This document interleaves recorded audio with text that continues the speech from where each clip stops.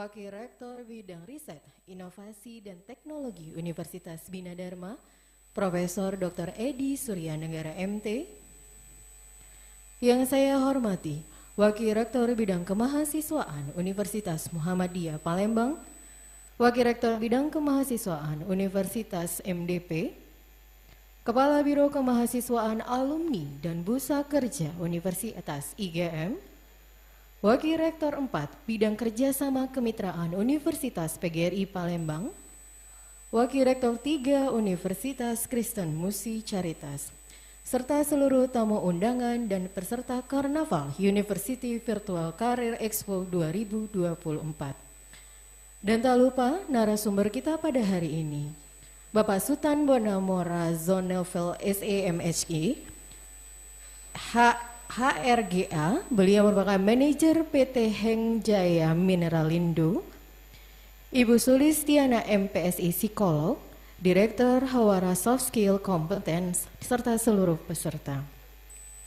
Selamat datang kami ucapkan pada acara Opening Ceremony Karnaval University Virtual Career Expo tahun 2024.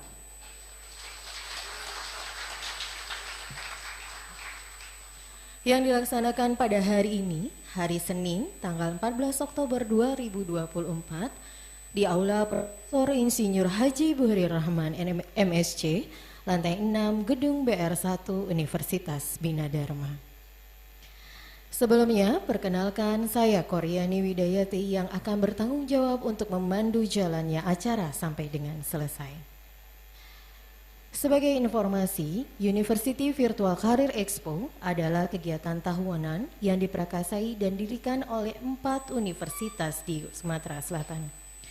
Antara lain, Universitas Sriwijaya, Universitas Bina Dharma, Universitas dan Universitas Multidata Palembang. Kemudian terus berkembang sehingga bergabung lagi perguruan tinggi lainnya, yaitu Universitas PGRI, Universitas Indo Global Mandiri, Politeknik Akamigas, Universitas Musi Caritas, dan juga berkolaborasi bersama perusahaan-perusahaan nasional. Di mana kegiatan ini merupakan job fair terbesar di Sumatera Selatan. Kegiatan ini dihadiri oleh 400 alumni dan mahasiswa yang berasal dari perguruan tinggi di Sumatera Selatan. Sebagai informasi, kegiatan ini akan dilangsungkan dari mulai tanggal 14 sampai dengan 18 Oktober yang terdiri dari online job fair, human resource day, scholarship day, dan counseling days. Hari ini yang merupakan acara paralelnya adalah bersamaan dengan opening ceremony adalah counseling days. Baik Bapak Ibu hadirin yang saya hormati, untuk memulai kegiatan kita pada hari ini, marilah bersama-sama kita melafazkan basmalah. Bismillahirrahmanirrahim. Menyanyikan lagu Indonesia Raya, hadirin dimohon berdiri.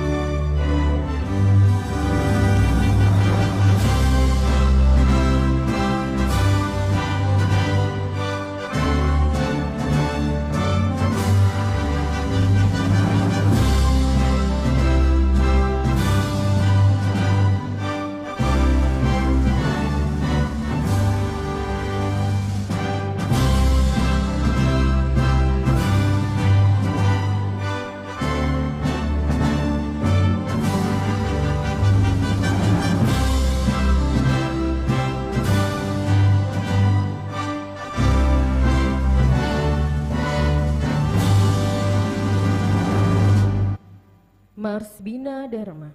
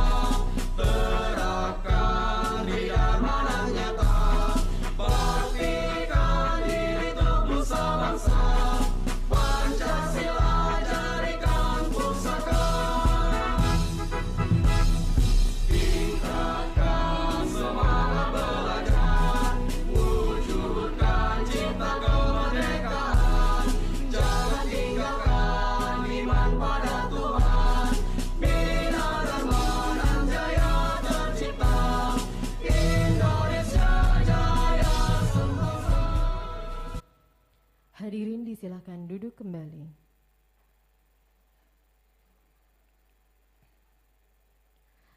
Selanjutnya kita akan mendengarkan kata sambutan dari Rektor Universitas Bina Dharma yang dalam kesempatan kali ini akan diwakili oleh Wakil Rektor Bidang Riset dan Inovasi dan Teknologi Universitas Bina Dharma. Kepada yang terhormat Profesor Dr. Edi Surya Negara MKOM, disilakan.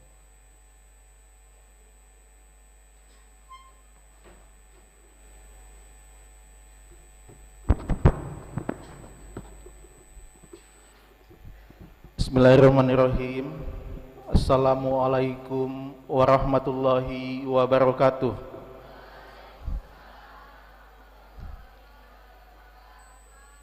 Alhamdulillah wa syukurillah, pada pagi hari yang cerah kita sama-sama menyatukan semangat berkumpul di Aula Profesor Buhori Rahman, Master of Science Universitas Bina Dharma dalam kegiatan kolaborasi yang sangat besar, kolaborasi berbagai kampus di Sumatera Selatan, tentunya dalam konsentrasi kita bagaimana mendukung generasi Indonesia emas.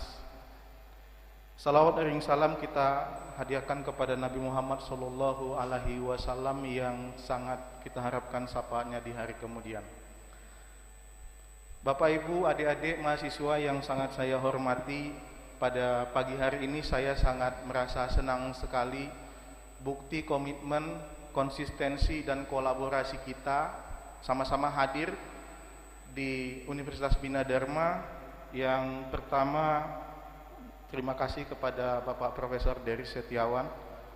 Beliau mewakili CDC Unsri dan sekaligus juga sebagai pendiri University Virtual Career Expo yang sama-sama digarap 4 tahun yang lalu. Terima kasih Prof. Deris. Bapak Ibu Wakil Rektor yang hadir, Wakil Rektor Bidang Kemahasiswaan dari Universitas Muhammadiyah Palembang, terima kasih Bapak. Di sini juga ada salah satu pendirinya juga, Pak Fahmi dari Universitas Muhammadiyah.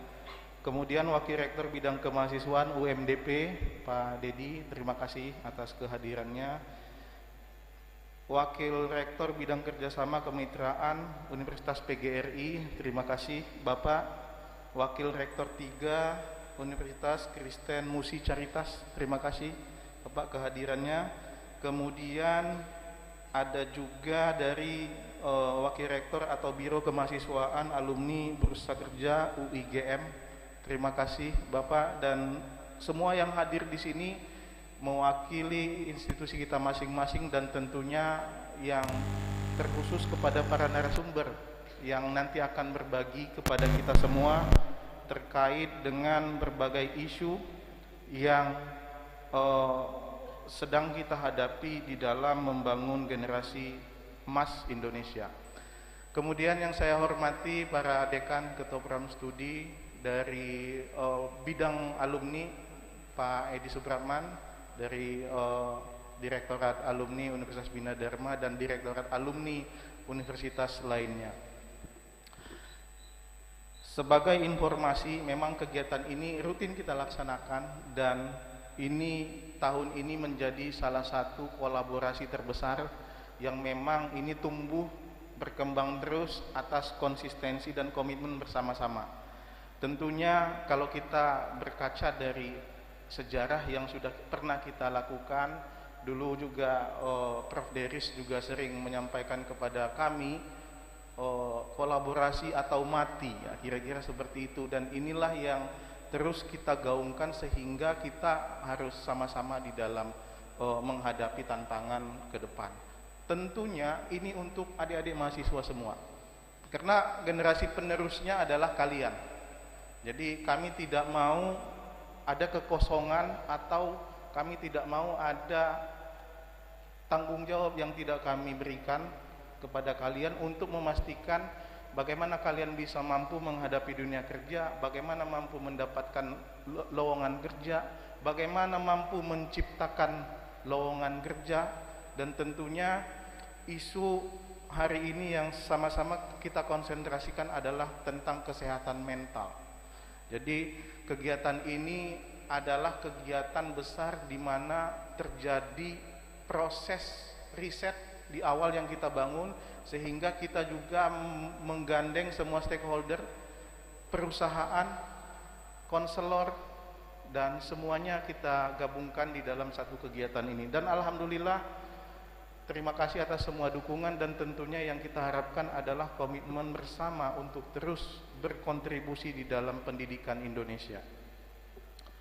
Bapak Ibu, ada 3 agenda utama kita pada Expo virtual kali ini. Yang pertama itu tadi adalah HRD Days, ya, di mana di sini sudah sangat banyak sekali perusahaan yang bergabung. Tentunya ini dimanfaatkan, ya, adik-adik sekalian, ini dimanfaatkan. Akan ada kurang lebih 100 lowongan kerja yang akan disampaikan dari berbagai perusahaan, dan kami ucapkan terima kasih juga kepada perusahaan yang telah ikut bersama-sama, ya, tentunya untuk memberikan kesempatan kepada adik-adik kita mahasiswa. Kemudian karir konseling juga sudah kita lakukan sekitar bulan Juli atau Agustus. Kita sudah ada konseling. Beberapa minggu yang lalu juga kita lakukan konseling di UMP, di Bina Dharma juga 2 hari setiap kampus, di MDP juga, di Unsri juga, di semuanya, ya, di UKMC juga sudah kita lakukan. Artinya tentunya perlu kita siapkan, ya, secara psikologis kita, mahasiswa-mahasiswa kita, bagaimana mampu untuk bisa mensiasati sehingga nanti bisa diterima di lowongan kerja. Dan terima kasih kepada seluruh konselor yang hadir di sini, juga ada dari berbagai kampus BK, ya, dari PGRI, dari Unsri, dari psikologi. Kurang lebih ada 20 konselor yang support, sama ada bapak-bapak konselor yang saya lihat di sini sudah sering bertemu, ya. Kemudian ada scholarship days, ya. Akan ada 10 lembaga penyedia beasiswa dalam dan luar negeri, sehingga silahkan bergabung sampai tanggal 18, ya, dan terpenting bagi kita adalah dimanfaatkan. Itu saja yang bisa saya sampaikan, Bapak Ibu, adik-adik sekalian. Tentunya komitmen, semangat, kolaborasi ini harus terus kita jaga, dan segala kekurangan atas penyelenggaraan kegiatan yang ada di Universitas Bina Dharma, pertama sekali saya mohon maaf, tidak ada unsur kesengajaan, itu adalah kehilafan yang kami lakukan. Kalaupun nantinya kita bisa sama-sama memberikan masukan, kami sangat akan siap untuk menerima. Demikian yang bisa saya sampaikan, sekaligus mewakili rektor, mohon maaf tidak bisa hadir karena terjadwal agenda rapat karena hari Senin.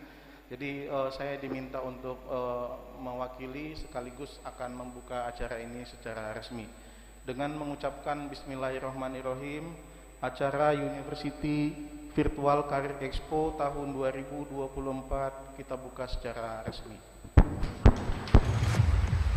Baik, kami undang untuk ke atas panggung dari perwakilan Universitas Sriwijaya, Universitas Muhammadiyah Palembang, Universitas Multidata Palembang, Universitas Musi Caritas, Universitas PGRI Palembang, Universitas Indo Global Mandiri, Politeknik Akamigas.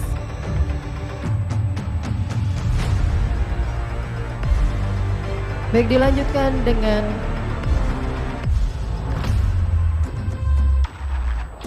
baik hadirin yang berbahagia. Dengan ini maka resmi dibuka Karnaval University Virtual Career Expo tahun 2024.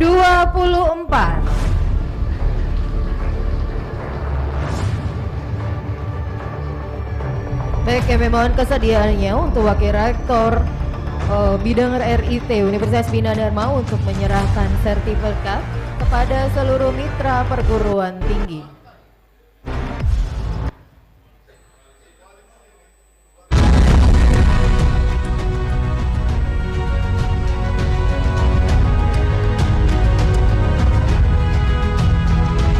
Yang pertama untuk Universitas Sriwijaya.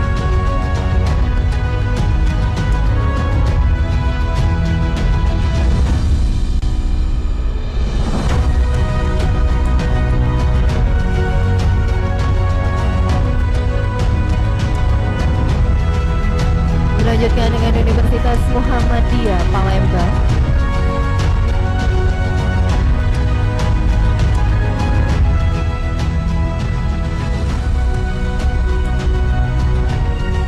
Universitas Multidata Palembang.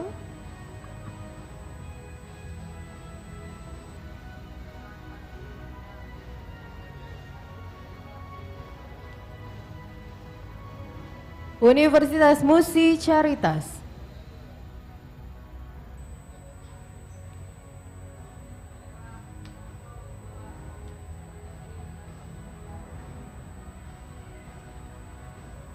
Universitas PGRI Palembang.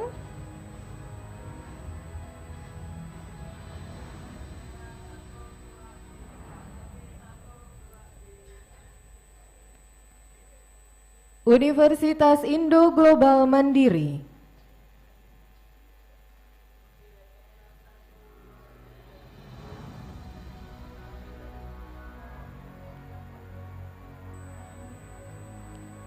Politeknik Akamigas.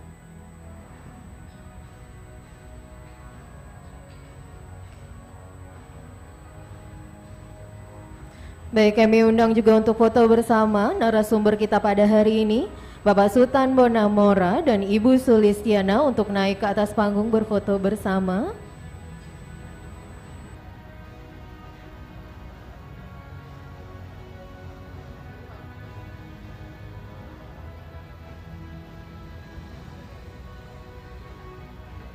Binada.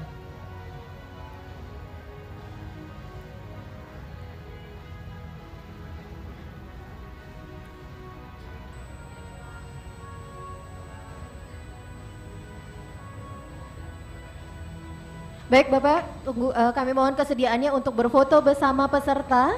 Posisinya, ya. turun boleh berdiri sebentar Mbak. Kepada seluruh peserta kami mohon untuk berdiri.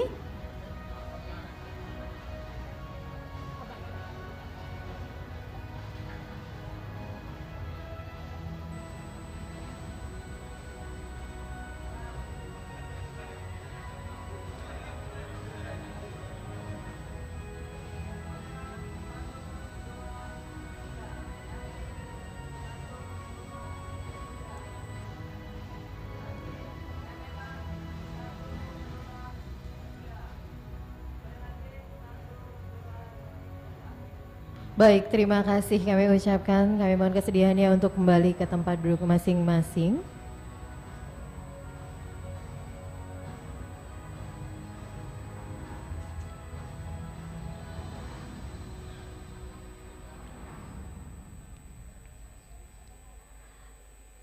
Baik hadirin yang berbahagia, sebelum kita masuk ke acara inti kita hari ini, yaitu penyampaian materi yang pertama, saya akan mengucapkan kami mewakili dari semua panitia mengucapkan terima kasih kepada partners dan juga sponsorship yang telah mendukung penuh acara ini. Yang pertama ada Jaya Trade, Mr. DIY, PT Kalimantan Prima Persada, PT Sulfindo Adi Usaha, Astra Motor, Sari Murni, Arta Boga, PT Eco Green Oleochemical, PT Steel Pipe Industry of Indonesia Tbk, Auto Group, Arista, Asia Sawit Makmur Jaya ASMJ, PT Hakhora, SB Electric, Formula Trick, PT Sumatera Ditamika Utama, Superior Prikma Sukses, Wilmar, Bank Muamalat, Gunung Mas Group, PT Hengjaya Mineralindo, PT HM Sampurna Tbk, Rumah Sakit Permata Palembang, Telkomsel, Kalbe, Mayora, Bank Mandiri, Pegadaian, Rumah BUMN, dan Tamrinko. Boleh berikan aplaus dulu untuk partner dan sponsorship kita pada hari ini.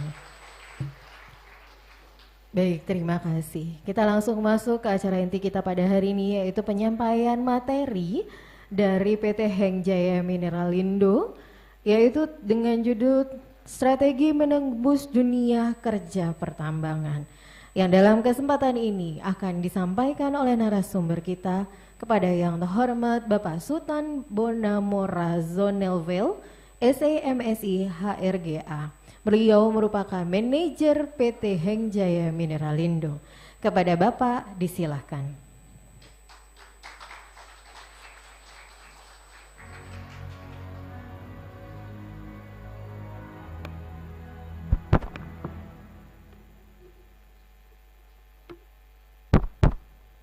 Tes. Ya.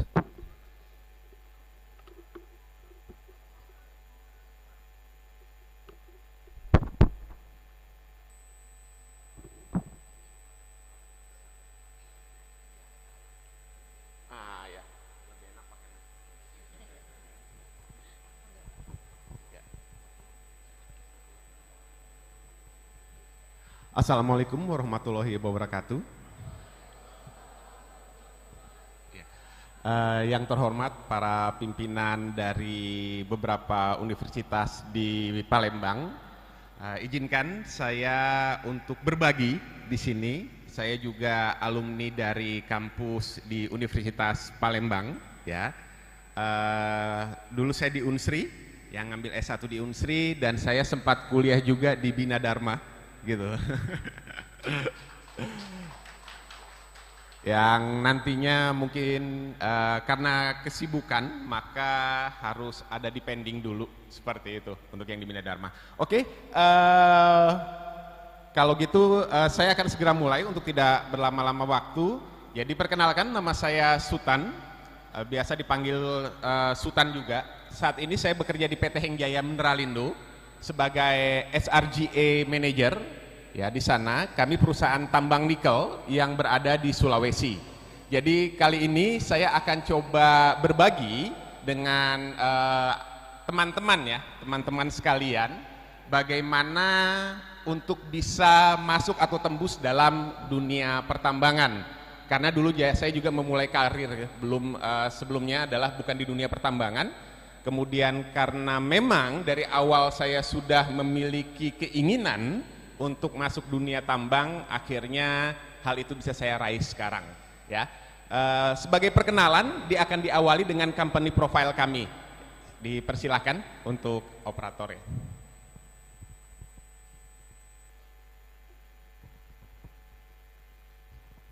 Dia otomatis.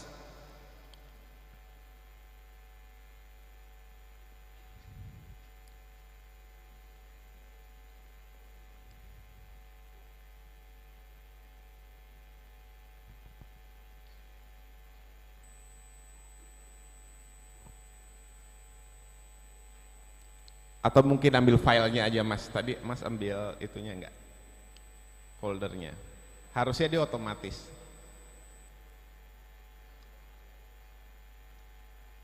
Ya. Jadi biar teman-teman punya gambaran tentang dunia tambang. Ya. Bisa terplay? Oh, ada file videonya tadi?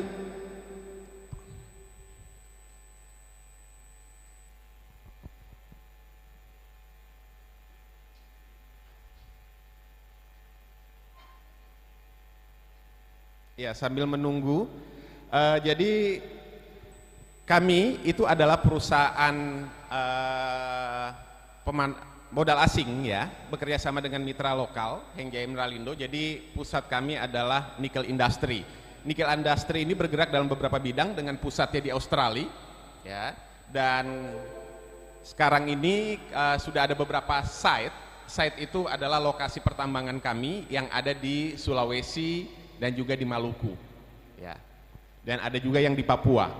Satu tambang kami di Papua, tapi kita masih eksplorasi, belum produksi di sana. Nah, seperti teman-teman ketahui bahwa saat ini yang lagi booming adalah tentang nikel ya, tentang nikel, gimana program pemerintah supaya ada hilirisasi. Memang sangat disayangkan dengan kekayaan kita yang begitu banyak, tetapi kita masih menjual produk setengah jadi ke luar negeri. Seharusnya ketika memang anak bangsa berpikir maju, saya nggak tahu kenapa anak bangsa kita ini belum aware dengan hal, mungkin aware tapi belum saatnya.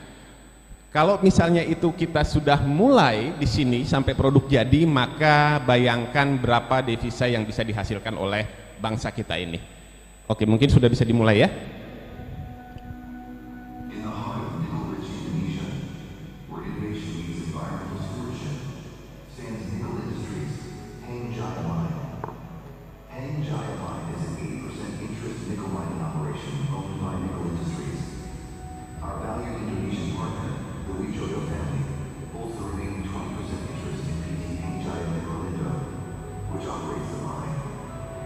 The mine is located approximately 12 kilometers from the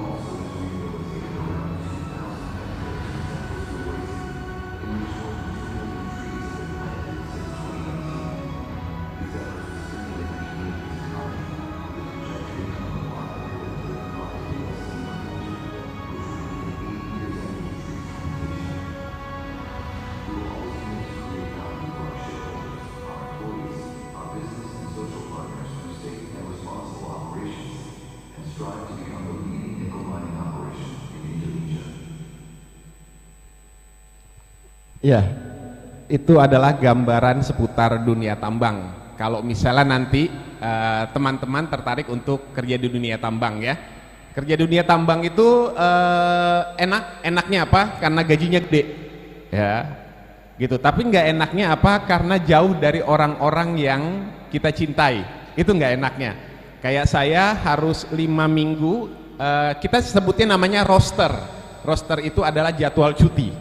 Ya. Jadi saya 5 minggu bekerja non stop ya, setiap hari, itu Minggu juga masuk, Sabtu juga masuk, tapi setelah itu 2 minggu bisa libur ya, libur pulang ke rumah bermain sama anak-anak saya ya. Jadi 52 rosternya, ada yang 62, ada yang 82, tergantung kebijakan masing-masing perusahaan.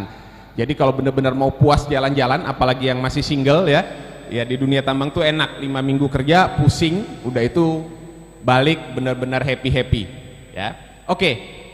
Karena kali ini saya ingin sharing bagaimana teman-teman bisa atau mengenal dunia tambang sehingga nantinya juga bisa bersaing untuk masuk ke dunia tambang. Pertama-tama saya akan awali dari pertanyaan singkat.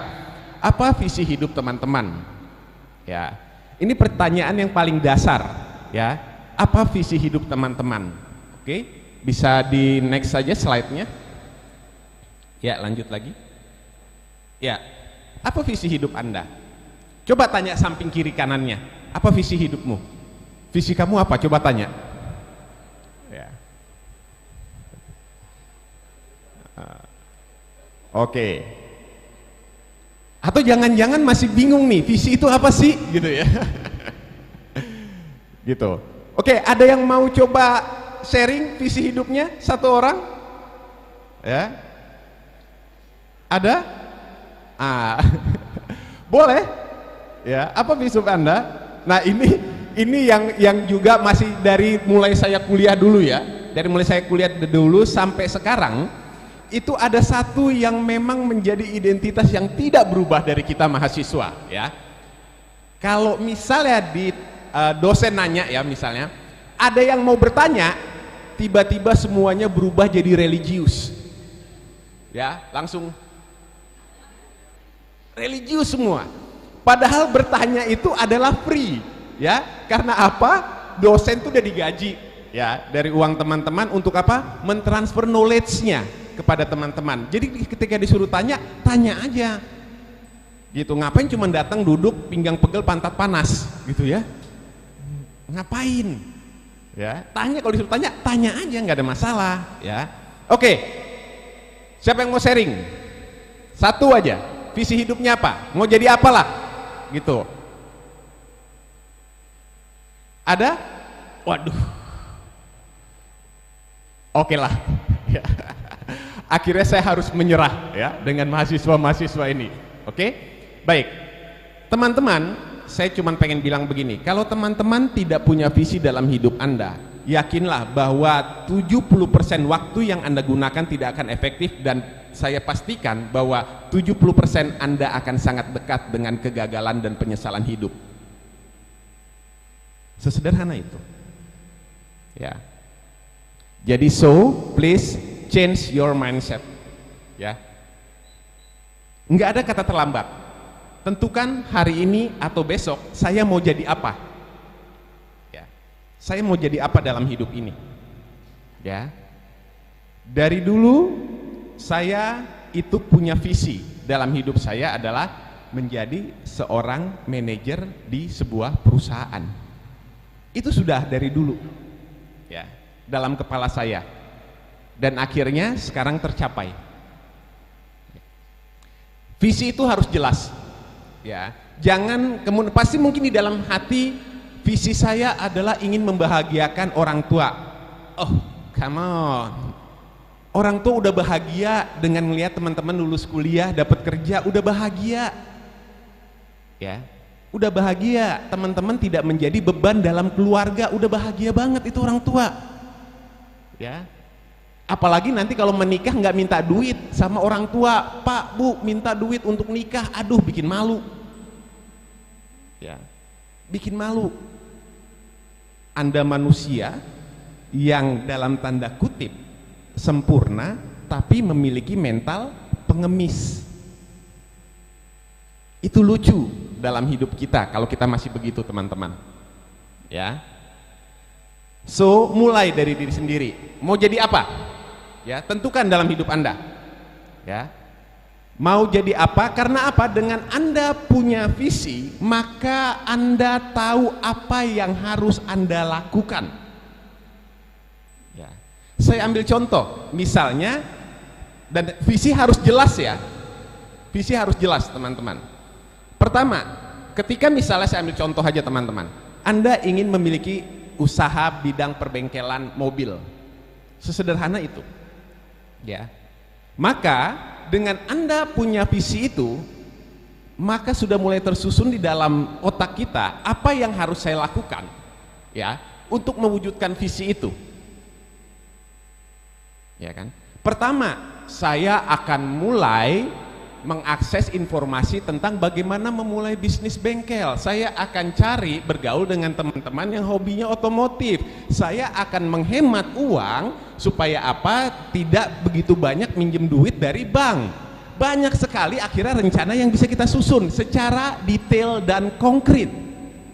Tapi kalau teman-teman tidak ada apa yang mau dicapai, ya, tidak punya visi dalam hidup ini, tadi saya bilang 70% Anda akan dekat dengan kegagalan karena waktu akan terbuang begitu saja percuma. Ya. Clear ya teman-teman ya? Ya, setuju atau setuju? Aduh, belum makan ini. Setuju atau setuju? Ah, itu mahasiswa, jangan cuma demo aja teriak-teriak ya, itu. Ini mengupgrade diri juga harus semangat nih ya. Oke, yang kedua, kalau teman-teman sudah mulai merumuskan visi hidup, maka pertanyaan berikutnya adalah yang kedua, silakan. Bagaimana Anda ingin mewujudkannya? Tuliskan dalam diari Anda. Bagaimana saya mewujudkan keinginan saya itu? Ya. Tuliskan, doakan atau diucapkan dan lakukan. Sesederhana itu, sehingga apa? Tidak akan banyak waktu yang terbuang dalam hidup kita untuk mencapai sebuah impian yang kita inginkan. Oke. Berikutnya, pertanyaan sederhana. Ini kan momennya kan job fair ya, virtual job fair. Pertanyaannya, mengapa Anda ingin bekerja? Nah, kenapa ingin kerja? Kalau ini masih nggak bisa jawab, pulang saya. Ayo, kenapa ingin bekerja? Ayo, angkat tangan, boleh, ya, gitu. Siapa? Ayo berani. Oke, silakan. Bisa pinjem mic satu lagi, panitia? Sebentar, bro ya.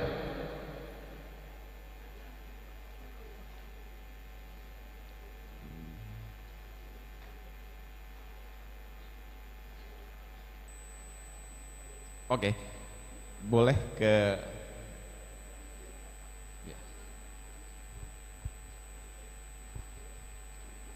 yang ini, ya, abang-abang dari Unsriyah. Kenapa ingin bekerja, Bang? Izin menjawab, Pak. Ya. Karena pertama ingin mempunyai rumah besar. Oke. Bisa memberangkatkan keluarga ke naik haji. Oke. Dan mempunyai mobil Lamborghini. Oke, good. Wes, tepuk tangan dong. Iya, good. Ya, yang perempuan tadi, siapa yang perempuan di sini nih? Yang tadi angkat tangan dia. Ya, silakan. Ya, Mbak. Baik, izin menjawab, Pak. Iya. Karena saya ingin punya mobil, terus biar tidak jadi beban orang tua. Iya. Terus ya intinya ingin jadi kaya aja. Oh, oke, baik. Terima kasih ya. Oke. Baik, coba yang di belakang deh satu. Saya mau tahu lagi yang di belakang ada nggak? Dari tadi sini yang di belakang. Ada yang mau nggak? Kenapa ingin kerja?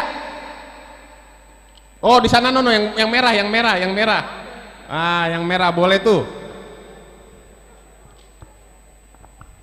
Perempuan laki-laki, Pak? Ya, yang perempuan. Ya. Oke. Maaf ya, yang ganteng-ganteng, Ya. saya mau ke yang cantik dulu. Ya, silakan. Izin menjawab, Pak. Ya. Yang pertama itu yang paling penting untuk melanjutkan kehidupan. Oke. Yang kedua, ya mimpi semua orang menjadi kaya atau mempunyai uang. Ya, oke. Yang ketiga, ingin membahagiakan orang tua. Terima kasih. Baik, thank you ya. Oke, baik. Teman-teman, banyak setiap orang itu pasti punya keinginan, punya harapan. Kenapa ingin kerja, ingin kaya, punya mobil, punya rumah, membahagiakan orang tua, berangkatin haji, atau ingin foya-foya, terserah ya, apapun itu. Tapi please, bercermin dengan diri sendiri ya. Kalau di kepala kita yang utama adalah uang, Anda akan selalu terjebak ke dalam memilih. Sedangkan dunia kerja tidak begitu banyak pilihan.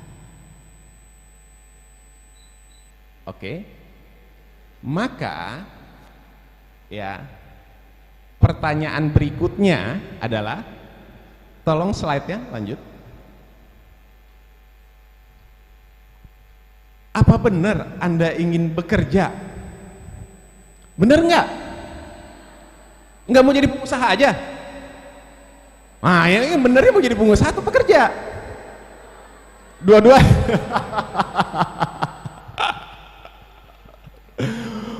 Mau jadi pengusaha atau pekerja?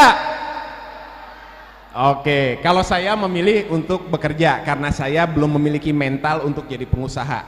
Maybe someday ya, saya akan menjadi pengusaha. Tidak semua orang punya mental pengusaha. Saya harus ngomong apa adanya. Mungkin motivator-motivator ada bilang semua orang pasti bisa jadi pengusaha. Yes, benar, tapi belum cukup mental. Saya harus ukur diri ya. Oke. Kalau Anda benar-benar ingin bekerja, pertama teman-teman, jangan pernah pilih-pilih tentang gaji dulu. Karena apa? You fresh graduate. Ya, gaji itu nomor sekian. Karena apa? Teman-teman harus membuat portofolio dalam hidup ini. Apa itu portofolio? Mengukir sejarah kesuksesan dalam bekerja.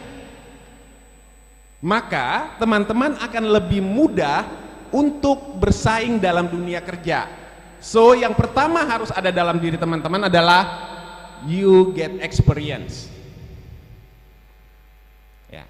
Kerja aja dulu, dapat pengalaman, uang itu akan mengikuti, karir akan mengikuti, Lamborghini akan Anda dapatkan, tapi nanti ya. Kedua, dengan bekerja, maka teman-teman yang harus ditanamkan adalah get relation. Ya, mendapatkan relasi, kenalan. Ya. Mendapat kenalan, jaringan. Ya. Dua modal ini yang nanti kemudian teman-teman bisa untuk masuk ke dalam tahap berikutnya dalam hidup Anda. Ya. Jadi pertama adalah apa tadi? Experience, pengalaman. Untuk apa? Menulis portofolio Anda. Pengalaman kerja. Karena gini, pertanyaan, Pak, bagaimana saya bisa bersaing karena saya selalu ditanya pengalaman kerjanya apa? Ya. Nanti saya jawab, atau mungkin nanti akan dijawab oleh teman saya, Ibu Ana. Ya, saya kenal Ibu Ana ini dari tahun berapa ya? Saya tinggal di Palembang, daerah Kenten. Ya, dulu saya sebelum di sana, saya sebagai trainer juga di sebuah perusahaan di Palembang ini. Oke? Baik. Ketika Anda sudah tahu tadi adalah punya portofolio, ya, kedua adalah teman-teman akan memiliki jaringan atau network. Oke, boleh sedikit bersharing saya bahwa ketika saya masih mahasiswa, itu saya harus jujur nih kepada Bapak Rektor saya yang mewakili dari Unsri. Jadi dulu saya kuliah di Indralaya itu, saya pandai-pandai untuk bolos. Ya. Ya. Jadi kan ada jatahnya bolos itu adalah dalam satu semester itu 3 kali dalam mindset saya dulu ya. Jadi saya atur itu memang benar-benar saya ambil bolos 3 kali. Ya, karena saya tinggal di Palembang. Ya, tapi saya atur bolos itu dengan hal-hal produktif. Ketika saya bolos, oh ini ada seminar ini, saya ikut. Nggak apa-apa bolos, saya ikut seminar itu aja. Oh ada ikut kegiatan ini, saya bolos, saya ikut kegiatan itu aja. Ya, saya bukan ngajarin teman-teman bolos ya, tidak ya, jangan gitu. Ya, tapi dulu saya mengatur waktu saya dengan produktif. Oke. Kedua, dulu juga ke Unsri jauh, ya. Dan saya bukan dari keluarga berada, ya. Jadi saya dulu dari panti asuhan bisa sekolah di Unsri itu karena ada orang baik hati untuk membiayai saya kuliah. Ya, kalau tidak ada orang baik hati membiayai saya kuliah, saya tidak akan jadi sarjana, gitu. Ya, jadi dari mulai kecil saya memang cari uang sendiri. Ya, karena udah mau masuk kuliah, orang tua nggak sanggup. Ya, SMA udah nggak sanggup orang tua. Orang tua saya itu bekerja serabutan, kakak-kakak saya juga bekerja serabutan sehingga saya pun jadi pedagang koran, terus kenek bis kota ya. Dulu saya untuk mencari uang seperti itu. Oke. Nah, kemudian akhirnya saya dapat sponsor. Ya, bukan karena pintar, bukan karena dapat beasiswa saya, tidak. Karena dulu saya waktu di panti asuhan, saya orang yang tidak suka untuk diam. Kemudian ada orang baik hati datang kan ngasih tumbangan tuh ke panti asuhan kan, ini kok anak kok rajin, udah itu lucu lagi kan. Nah, ditanya kamu mau kuliah nggak? Saya bilang mau. Ya, saya ngomong mau dulu. Saya nggak berpikir biayanya nanti. Ditanya mau kuliah ya mau dong. Oke, kalau kayak gitu kamu tes, kalau lulus saya biayain. Wah oke, langsung di otak saya ngutang di mana ya untuk bisa tes dan ke Palembang. Wah, saya cari teman-teman utang, saya tes lulus. UMPTN dulu ya. Gitu. Kalau sekarang saya nggak tahu apa namanya. Ya. Lulus saya menghadap akhirnya dibiayai. Termasuk ketika saya selesai kuliah S1, kemudian saya ditawari lagi, kamu mau lanjut S2 nggak? Mau. Saya bilang, akhirnya disponsori lagi saya S2. Dulu IPK saya cuma 2,81 kalau nggak salah ya. Kalau sekarang IPK-nya 3 semua ya, saya cuma 2,81 gitu ya. Karena targetnya 2,75 aja zaman dulu udah keren ya, 2,75 tuh targetnya tahun 1999. Udah tua saya ya, 1999 ya saya lulus. Oke. Nah, itu sudah 25 tahun yang lalu. Oke, kemudian saya akhirnya melanjutkan studi lagi di Universitas Indonesia, ngambil spesialisasi di pengembangan sumber daya manusia. Ya, itu pun juga bukan karena saya pintar. Karena tadi saya punya jaringan, dilihat saya bekerja keras, orang mau membiayai saya. Bukan karena pintar. Ya, bukan berarti pintar itu tidak harus ya. Kalau bisa pintar, kenapa harus bego gitu aja sih? Ya kan, kalau bisa pintar ya pintar lah, jangan mau jadi bego gitu. Oke. Nah, dari situ teman-teman, saya akhirnya memiliki banyak modal. Dari pengalaman ikut kegiatan kepanitiaan, bagaimana berinteraksi, ikut organisasi, bagaimana memimpin, bagaimana ngomong. Ya, saya punya modal-modal itu semua. Oke. Dan saya yakin saya bisa bersaing.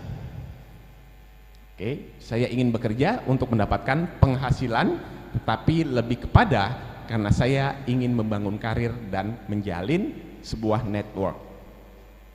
Selanjutnya, pertanyaan sederhana dari cerita saya tadi. Reflektifnya adalah, apa modal yang sudah teman-teman miliki ketika ingin masuk dunia kerja? Apa yang teman-teman sudah miliki modalnya? Modal ganteng, modal cantik, oh ya, di perusahaan tambang sekarang mohon maaf sekarang itu lebih banyak kami kalau khususnya perusahaan saya untuk yang kaum laki-laki itu kami nomor 2 kan, ya, karena kami fokus di kaum perempuan. Karena apa? Konsep ESG, ya. Teman-teman tahu ESG? Ya, MDG Goals itu ESG, ada tahu? SDG ya? Oke. Sekarang SDG ya, kalau kami masih ESG. Ya.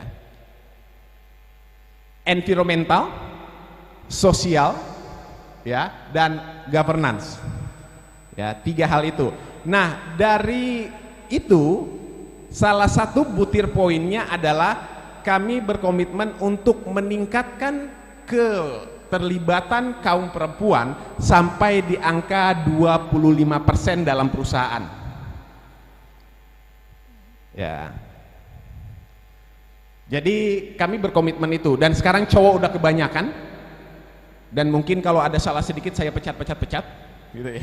Supaya bisa digantikan oleh yang kaum perempuan. Gitu. Ya, jadi kami sekarang lebih fokus menerima perempuan. Makanya di sana itu operator ya, terus kemudian orang lapangan ya, itu banyak perempuan. Pengawas tambang itu banyak perempuan di tempat kami sekarang. Ya, di sini ada yang teknik mesin perempuan. Oke, jurusan apa, Mbak? Mbak ya. Pendidikan ekonomi. Oke, berarti di bagian admin ya. Ya, di dalam kantor biasanya begitu. Ya. Mana yang perempuan lagi? Mbak. Ya, yang begini. Ya. Manajemen informatika. Oke, programmer dan apa segala macam di IT. Oke. Mana nih yang cewek belakang? Yang biru ini, Mbak. Iya, dari Winaraya. Apa? Komputer akuntansi. Oke, finance ya. Oke, baik teman-teman ya. Jarang sekali memang perempuan sekarang mengambil dunia teknik tambang, geologi apa segala macam ya. Padahal itu peluangnya banyak di tempat kami. Ya, karena mindset perempuan ini udah kerja kantoran aja nak gitu. Padahal nggak harus begitu sekarang ya. Gitu. Teman-teman pun bisa di lapangan. Oke. Nah, teman-teman, yang saya tanyakan adalah apa modal Anda? Ya, apa modal Anda? Pertanyaan reflektifnya, apa yang sudah Anda kumpulkan dalam selama 4 tahun kuliah ya? Iya, oke. Sekarang keterampilan teknis, ya, hard skill Anda tadi yang jurusan komputer udah sejauh mana Anda menguasai ilmu komputer itu? Ya, atau kalau kita bilang namanya kompetensi. Kompetensi Anda, kompeten Anda sudah belum? Anda sudah kompeten belum? Kalau kita bicara kompeten, kita selalu berbicara dalam 3 lingkaran. Ya, 1 adalah knowledge, 2 adalah skill, 3 adalah attitude. Nah, saya mau fokus di skill dan knowledge Anda. Oke, dengan jurusan kuliah yang teman-teman ambil sekarang. Menurut teman-teman, skor dari 1 sampai 10. Ya, berapa nilainya? Pengetahuan yang Anda dapatkan dari jurusan itu sekarang, pengetahuannya. Karena apa? Karena ketika kami interview nanti, kami akan lihat pertama skripsi Anda, ya, kedua jurusan Anda kami akan gali dari situ. Ya, jadi pertanyaannya sejauh mana teman-teman memiliki pengetahuan yang cukup dalam bidang ilmu sekarang? 1 sampai 10, nilainya berapa kira-kira? 2, buset, parah amat. Parah amat. Berapa? 9. Yakin 9? Yakin 8? Benar, 8 benar. Benar nih. Ya. Benar 8 atau cukup 6? Jujurlah. Ya kan? Mungkin yang teman-teman ingat adalah semester terakhir. Dulu semester 1, 2 masih ingat nggak pelajarannya? Ilmunya? Ya, karena apa?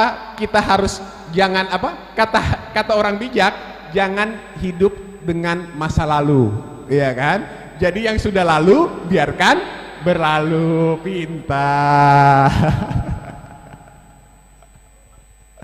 Ya, oke teman-teman, ya. Pelajari itu kembali, ya. Pelajari itu kembali, khususnya skripsi Anda. Anda harus bisa memaparkan apa inti dari skripsi Anda. Kami tidak akan lihat itu. Anda ngomong seperti apapun kami akan percaya. Yang kami lihat adalah bagaimana Anda bisa mengeksplor isi tulisan Anda, dan kedua adalah bagaimana Anda berbicara meyakinkan kami ketika interview, ya, itu. Oke. Kalau sudah yakin dengan skill-skillnya tadi, kalau misalnya di teknik mesin, ya apakah teman-teman sudah yakin ya untuk soal permesinan? Ya. Makanya ada kesempatan, sekarang masih ada yang ini kan, kalau kami dulu KKN ke kampung-kampung, kalau sekarang praktek di perusahaan-perusahaan, ya kerja lapangan namanya ya. Nah sekarang pertanyaannya, ini yang juga mungkin nanti ketika kerja lapangan teman-teman disuruh jadi tukang fotokopi atau apa? Ini brengsek ini perusahaan ini. Kalau misalnya Anda terus terang aja ya, kepada para bapak rektor dan wakil rektor, banyak perusahaan itu brengsek Pak, ya. Anak-anak kita ini itu magang di perusahaan, sorry wakil perusahaan, saya harus terus terang juga kepada teman-teman perusahaan, ya. Ketika orang magang itu cuma disuruh bikin kopi, motokopi, sheet, scan. Bagaimana mungkin anak bangsa, ya, calon pemimpin kita ke depan disuruh hal-hal bodoh begitu? Ya. Brengsek itu. Ya. Karena teman-teman ini masa depan bangsa loh. Ya. Nah, mungkin yang harus dicuci ini perusahaan-perusahaan. Berikan sedikit kepercayaan untuk mengerjakan atau mendapatkan keterampilan yang benar-benar skill kepada teman-teman mahasiswa yang magang, ya. Karena kalau di tempat kami orang magang itu kami bikin kurikulumnya. Setiap habis kurikulum, ya, misalnya tadi jurusan komputer, ya, pertama adalah orientasi tentang safety, karena safety first ya di dunia pertambangan. Saya ambil contoh, ketika Anda naik mobil tidak pakai safety belt, ya, itu hari pertama dan terakhir Anda ada di perusahaan kami. Saya pecat besoknya. Nggak ada urusan. Anda datang ke kantor, ya, dari jalan raya tidak menggunakan helm, itu hari terakhir Anda bekerja, saya pecat. Ya, karena kami keselamatan nomor 1. Ini yang dari Akamigas ya? Ya, Akamigas belajar safety kan? Safety first ya. No compromise dengan safety. Ya, no compromise. Oke, kenapa? Anda bilang akan loyal kepada perusahaan, Anda sayang diri sendiri aja tidak? Itu kan hal yang bodoh. Ya. Sama ini untuk yang cewek nih, jangan mau kerayu dengan rayuan gombal cowok, bilang, "Dek, aku sayang sama kamu setengah mati," ya kan? Iya. Tapi datangnya itu pakai motor dan bonceng Anda nggak pakai helm, berarti dia itu nggak sayang sama Anda. Harapannya adalah setelah saya sudah jadian, kamu jatuh mati, saya cari yang baru. Ya, jangan mau pacaran sama cowok begitu, dia cowok yang tidak bertanggung jawab. Jangan mau. Ya. Oke, ya, kembali lagi, ya, kalau teman-teman sudah punya keterampilan apapun itu, ya, pertanyaan kedua, soft skill apa yang sudah teman-teman miliki? Ya, biasanya soft skill ini kita dapatkan ikut dalam kepanitiaan atau hal-hal training-training umum, ya. Bisa disebutkan apa kira-kira soft skill itu? Apa saja soft skill? 1 atau 2 lah. Soft skill itu apa sih yang termasuk dalam soft skill? Apa? Boleh angkat tangan, bisa menjawab, jangan angkat kaki. Ya, silakan. Yang di pojok kacamata. Suaranya cukup keras nggak? Enggak, oke. Ya, itu ada mic.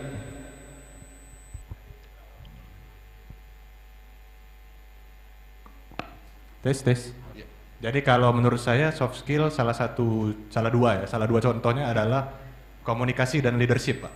Komunikasi dan leadership, oke, good, thank you. Yes, itu salah duanya.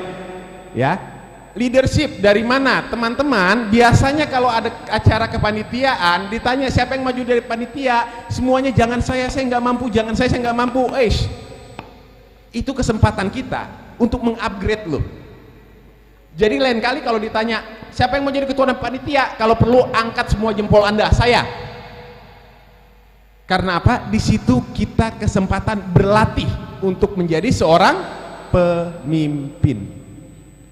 Anda tidak akan bekerja sendirian. Yakinlah bahwa panitianya 100, yang kerja 5 orang. Itu biasa. Di situ justru kita diolah emosinya. Di situ justru tingkat level kedewasaan kita dalam memimpin naik drastis. Menahan emosi, memanage waktu, ya kan, dan lain sebagainya. Komunikasi tadi, Tani ngomong, kalau disuruh ngomong aja, salah nggak apa-apa. Namanya berlatih, ya kan. Saya dulu juga gemetar ngomong di depan, ya. Saya disuruh ngomong, tapi yang saya lakukan adalah jadi tukang jahit, kaki saya begini. Pertama-tama begitu, biasa aja. Diketawain dia memang. Ya nggak apa-apa, yang penting saya lebih 1 poin, dia nggak maju, saya maju, ya kan? Gitu, bukan akhir dari hidup saya, ya. Orang ngebully, saya tidak peduli, itu urusan dia, ya. Karena nanti saya yang ingin maju, oke? Jadi kumpulkan modal teman-teman, ya. Kalau sekarang bawa pena, tulis di kertas, apa sih modal Anda dari skill, teknis, dan soft skill. Kalau belum ada, jangan juru cari kerja. Lebih baik Anda ambil dulu modal ini, baru cari kerja. Ya, nggak usah cari kerja dulu. Ini dulu siapkan. Nah, di kampus-kampus kan sudah ada tuh seminar-seminar, training-training dan lain sebagainya. Ya, ambil dulu ini. Oke, berikutnya, silakan. Next. Pertanyaan, kayaknya ini pertanyaan terakhir saya nih, ya. Jujur dengan diri sendiri, ya. Mari kita berbicara tentang alokasi waktu. Ketika teman-teman berbicara ingin bekerja, mari kita ukur diri sendiri. Kalau bawa kertas, sebutkan dan tuliskan waktu yang Anda berikan untuk kepentingan atau kebutuhan pribadi. Misalnya mandi, ya, itu kepentingan pribadi ya. Mandi 3 jam per hari. Yes, mantap. Itu mandinya pakai apa 3 jam? Ya, oke. Disusun ya. Gitu. Ingat loh, kita cuman punya waktu 24 jam satu hari ya. Betul? 24 jam ya. Nah, itu 7 jam tidurlah, kita bilang udah dewasa 7 jam tidurlah. Ya. Dari mulai jam 10 atau jam 11 malam bolehlah tidur ya. Jadi udah harus dikurangin 7 dari 24 itu. Ya, apalagi ya yang Anda gunakan, nongkrong, ngopi, ya kan, untuk mengerti, main games, ya, asal jangan main slot aja ya. Itu, oke, nonton, ya, diinventaris tuh semua. Oke, sisa berapa jadi waktunya setelah kepentingan pribadi? Jangan-jangan untuk kepentingan pribadi pun waktunya masih kurang. Ya.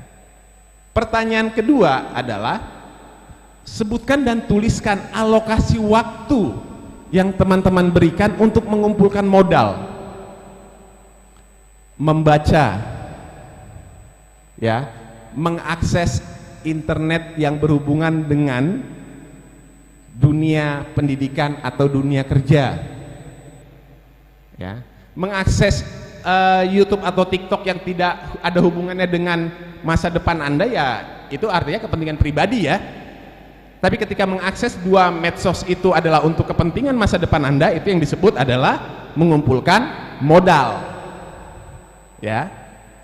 Nah, berapa lama waktu itu yang kita berikan?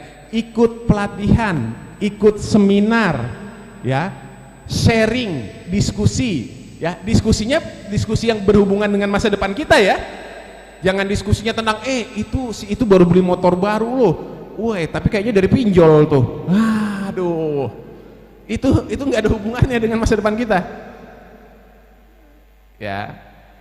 Oke. Jujur dengan hal ini. Kalau misalnya terlalu banyak hal-hal tidak produktif, ya, yang telah kita alokasikan waktu kita, yang tidak akan membangun masa depan kita, dikurangin. Main games boleh, jangan juga enggak, nanti stres, ya. Main games silakan. Misalnya main Free Fire atau main Mobile Legend ya, atau main apa gitulah. Diatur sejam boleh, sejam lagi, sehari hanya boleh 2 jam. Atur, nggak apa-apa, tapi diatur, ya, diatur, komit terhadap hal itu. Baca, misalnya membaca buku, oke, baik yang soft copy atau hard copy silahkan. Kalau saya lebih suka yang hard copy ya, yang langsung baca bukunya, karena saya dari mulai mahasiswa itu saya punya komitmen 1 bulan 1 buku baca, ya. Setelah saya kerja, saya punya komitmen adalah 2 buku saya beli. Makanya di rumah saya itu udah 1 ruangan sendiri buku semua, ya. Yang juga nggak semuanya selesai saya baca, ya. Yang penting ada dulu. Saya beli, saya baca, saya beli, saya baca. Tapi tidak semuanya habis terbaca, oke? Tingkatkan investasi kegiatan teman-teman di hal-hal yang akhirnya menunjang modal Anda di masa depan. Setuju ya? Ya, komit itu. Teman-teman, masa depan teman-teman bukan di dosen-dosen Anda, bukan di tangan saya. Masa depan teman-teman bukan di orang tua, ya. Masa depan teman-teman itu juga bukan di ibu, anak, atau tetangga, atau paman, ya, saudara, bukan. Masa depan teman-teman itu adalah di tangan teman-teman yang memilihnya, ya, di diri sendiri. Oke? Jadi itu yang akan menjadi, ya, hidup Anda di kemudian hari, pilihan Anda hari ini. Oke? Silakan berubah untuk teman-teman bisa mendapatkan yang lebih baik. Oke? Slide berikutnya. Ini yang selalu susah kata orang-orang ya, interview. Saya mau ngajak, boleh nggak kita praktek? Karena katanya interview sangat menakutkan ya. Oke, baik. Sekarang boleh dong kalau gitu sesama sebangku aja ya, kita praktek nih, karena interview sebetulnya itu hal yang mudah ya. Jadi gini, tahapannya pertama teman-teman, ketika mau melamar, pertama CV sudah siap? Yakin? Foto sudah ada? Oke, bukan soal ganteng, bukan soal jelek ya. Yang penting ada foto bahwa yang kami rekrut ini manusia, bukan jadi-jadian. Ya, oke. Foto sudah ada ya. CV kedua, CV please jangan ambil template di internet. Karena apa? Di situ kami sudah punya nilai you so lazy, terlalu malas Anda ini, sampai membuat bercerita tentang diri sendiri aja harus ngambil soft copy dari internet. Create your own, ya, bikin aja dengan versi sendiri. Bolehlah ngelihatkan prinsip ATM ya, amati, tiru, modifikasi, boleh ya, tapi jangan plek diambil. Aduh, bikin malu ya. Boleh meniru-meniru, boleh ya? Boleh. Oke, jadi siapkan CV ya. Oke. Kedua, setelah siapkan CV, Anda kirim semua lamaran. Tadi sesuai dengan, pertama ambil sesuai dengan jurusan kita dulu ya, peminatan kita ya. Berjuang dulu di situ. Berjuang dulu. Masukkan lamaran ke pembuka lowongan. Ya. ke pembuka lowongan. Saya pertama kali ngelamar, saya kirim 5 lamaran nggak dipanggil-panggil. Kirim lagi 10 nggak dipanggil-panggil. Sampai 70 lamaran pun saya kirim ke semua perusahaan nggak dipanggil-panggil. Ya, nggak dipanggil-panggil saya ngelamar. Tapi ketika saya nggak ngelamar malah dipanggil. Tadi karena ada relasi teman. Tan, lu masih nganggur? Iya coy. Tempat gua nih lagi butuh kerjaan. Ini pegawai. Mau coba nggak? Oke, masukin CV lu, masukin, jebret, di interview, di tes, lulus. Ya, itu yang saya sebut tadi. Mengapa penting relasi? Ini bukan nepotisme ya, beda ya. Beda, bukan KKN ini ya. Beda. Karena saya cuma teman sama dia. Dan dia kenal siapa saya. Ya, kesempatan itu tidak datang hanya dari pengumuman, tapi kadang-kadang dari relasi Anda. Karena di dalam perusahaan itu ada 2 metode kami untuk membutuhkan karyawan, yaitu external recruitment, internal recruitment. Ya, internal recruitment itu adalah yang dari bawah di sini, yang tadi non staff ya, diangkat, dites, layak nggak, oke, dia jadi pegawai itu internal recruitment. Ya, external recruitment adalah kita 2 juga. Satu kita umumkan, ya, umumkan melalui media. Yang kedua adalah kita umumkan kepada karyawan siapa yang punya relasi, yang punya kompetensi ini. Silakan kirim CV-nya ke email kami, seperti itu biasanya. Jadi makanya penting untuk teman-teman berelasi, penting ya. Dites tetap dites, bukan karena teman kemudian tidak dites, tidak. Oke. Nah, dari situ kemudian ujung-ujungnya sampai sekarang ya begitu. Karena relasi, ya, karena jaringan, akhirnya saya diterima. Tempat saya kerja sekarang ini karena dulu saya diinfoin sama bekas bos saya, Tan, itu lagi butuh tuh di sana, lu mau coba nggak? Oke, coba kirim. Di interview diterima. Ya, jadi relasi itu penting. Oke. Jadi kita sudah kirimkan lamaran-lamaran ya sesuai dengan ini kita ya. Oke. Sudah punya inventaris nama perusahaan? Belum? Oke, nggak apa-apa. Ya, mulai di searching.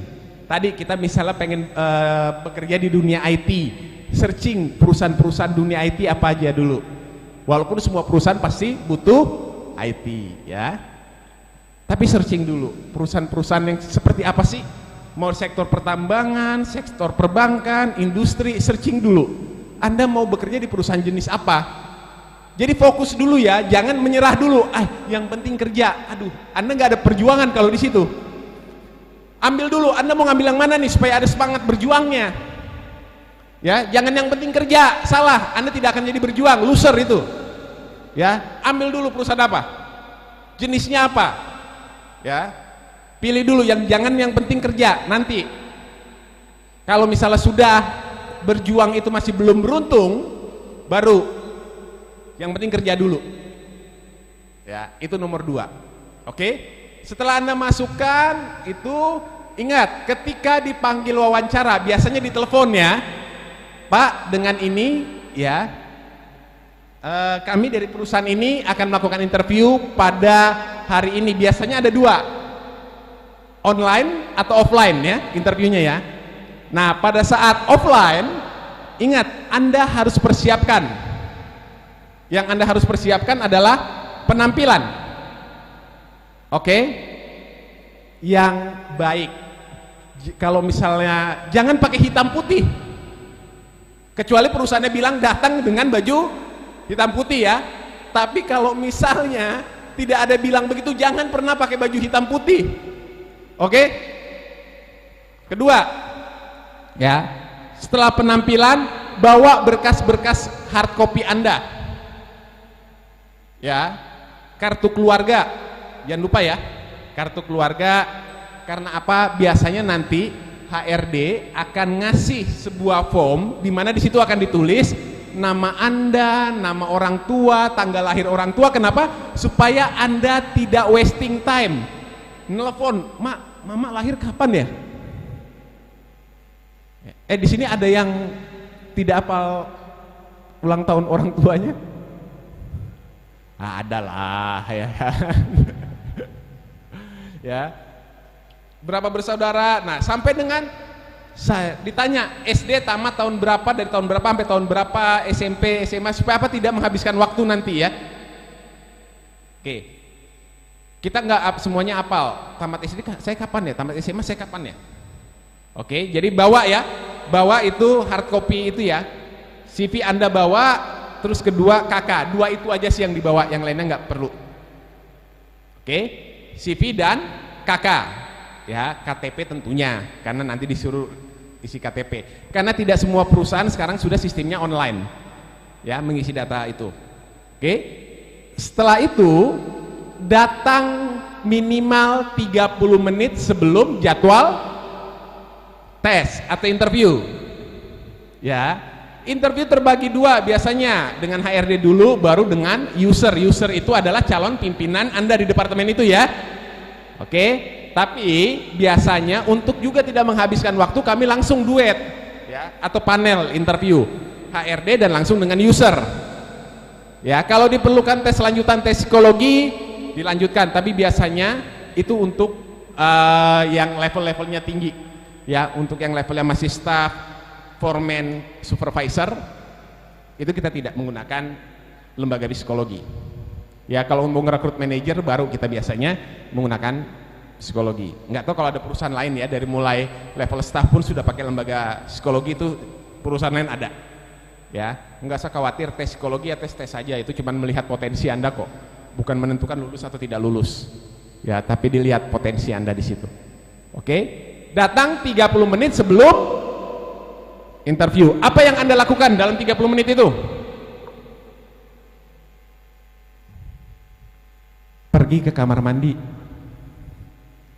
senyum, jangan-jangan ada cabai. Kenapa? Penampilan udah jatuh, cek sisiran, ya kan, yang cowok itu kan. Jangan lupa cek BB kita, ya. Kenapa? Kan dari ini naik motor kan, nggak totonya di depan kita tadi ada motor dengan knalpot yang hitam gitu kan, nggak totonya bajunya akhirnya bau solar atau bau bensin, kan nggak enak ya. Cek, oh masih harum, ya sudah. Karena biasanya interview di ruangan ber-AC, kalau kita tidak ini segar, maka tidak, auranya tidak enak di dalam ruangan itu. Oke, sampai sini paham apa yang harus Anda siapkan? Ya, kamar mandi, tes, datang, jangan lupa bawa pena ya, jangan, tolong di sini Mbak, boleh pinjem penanya ya? Waduh, persiapannya kurang sekali teman-teman ya, itu sudah minus, sudah nilai minus ya kalau begitu. Bawa pena. Udah itu semua selesai, masuk ke jadwal interview ya. Sikap duduk ya, sikap duduk. Ingat, ketika disuruh masuk, Anda menunggu, rileks saja. Ini bukan pengadilan terakhir ya. Ya, rileks saja. Sikap duduk ya. Saya izin, cewek kan enamerisasi, tolong bawa kursi itu ke sini. Ya, bawa. Kuat nggak? Iya, cewek juga harus bisa. Nah gitu, jangan cuma cowok aja disuruh-suruh angkat kursi sini. Oke, makasih Mbak ya. Oke. Ketika duduk ya, sebenarnya saya mau duduk karena capek ini. Nggak joke ya. Ketika duduk interview, jangan begini. Oke, atau begini.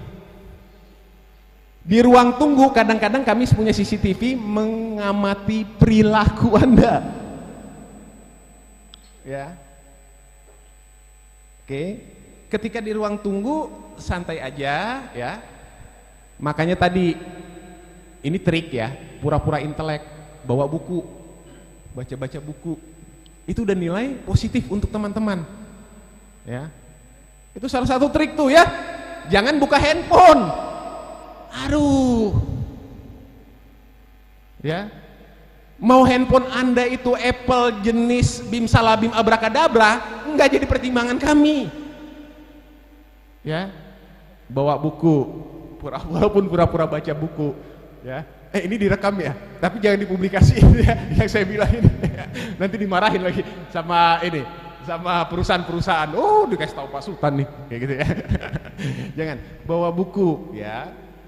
Kedua, sikap duduk normal aja, ya. Ketika interview, ya, pastikan teman-teman, karena posisi Anda harus bagus dan ready.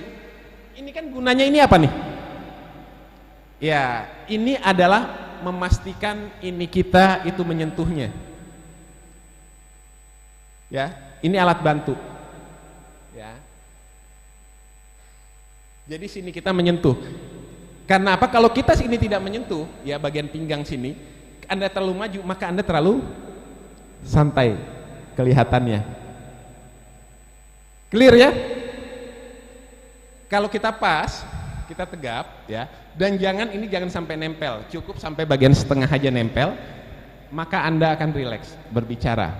Ketika interview, ya, jangan Anda kaku, apalagi teman-teman itu begini. Ya Pak, terima kasih, saya akan izin menjawab, gitu ya. Feodal sekali Anda. Ya. Perusahaan itu bukan feodal. Oke, santai aja, ya, duduk, gerak-gerakan tangan. Makanya tadi dalam berbicara ada namanya komunikasi verbal dan non verbal. Mimik wajah, gerak tangan itu perlu. Ya, kadang-kadang orang mencoba, ya Pak, dulu saya waktu ada ini ada pengalaman yang begini-gini, lama-lama angin puyuh, ya. Karena muter-muter terus, ya. Makanya perlu berlatih. Oke, ya, baik. Ketika mau masuk ruangan, nanti ya, habis ini praktek ya, interview ya. Udah itu baru kita tanya jawab, ya. Anda bertanya, teman Anda yang menjawab. Ya. Oke, ketika pertama kali masuk ke ruangan dipanggil, ucapkan salam. Ya, terserah mau salamnya apa. Selamat pagi, selamat siang, assalamualaikum, shalom, om swastiastu, nama budaya, salam kebajikan, terserah. Ya, terserah mau menyebutkan salam apa, sesuai agama kita masing-masing saja. Tidak peduli lawan kita itu sebetulnya agama apa, ya, nggak usah dihiraukan untuk hal itu. Ya, itu sudah normal bagi orang HRD. Oke, kita akan dipersilahkan duduk. Kadang-kadang kita diajak salaman. Oke, nah kita praktek salaman dulu ya. Untuk teman-teman yang memiliki ya prinsip bahwa bukan muhrimnya, maka ketika awal, maka cepat-cepat tangan Anda harus sudah mulai lipatkan ya. Jangan menunggu dia menyodorkan tangan terus Anda begini, kecelek namanya. Oke, langsung assalamualaikum, selamat pagi Bapak, selamat pagi Ibu, ya langsung ya, jangan kecelek. Nah, tapi kalau yang masih boleh salaman, sekarang kita praktek salaman. Cari pasangan Anda samping kiri kanan untuk salaman. Oke, coba salaman, rasanya gimana salaman? Oke. Ya, sudah merasakan jabatan tangannya? Oke, siapa yang mau salaman dengan saya di depan? Satu.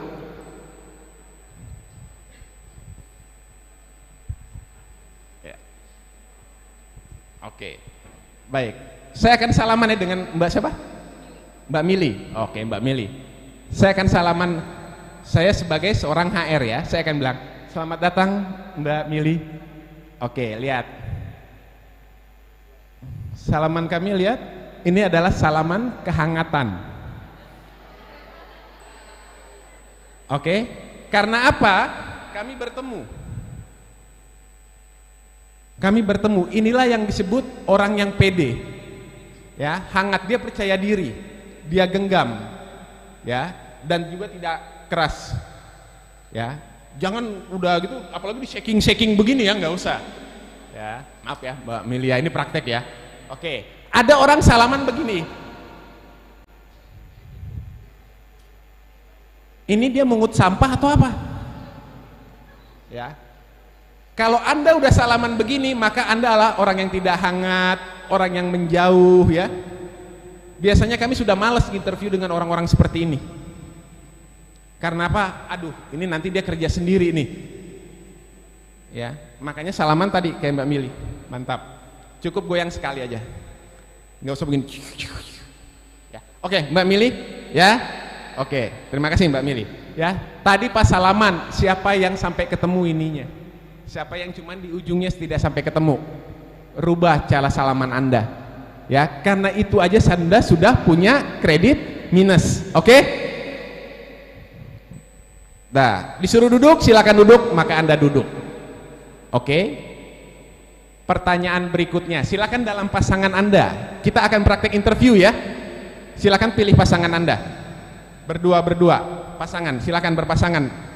Ya. Sudah dapat pasangannya? Yang pasangannya A, tentukan A dan B, siapa yang A? Ya. Sudah, yang A angkat tangan yang A. Yang A. Yang belum ada pasangan, saya tidak mendoakan Anda untuk jomblo selamanya, tidak. Ya, sudah dapat pasangan ya? Udah A, angkat tangan A. Oke, A turun. Ya, sekarang tanya ke si B.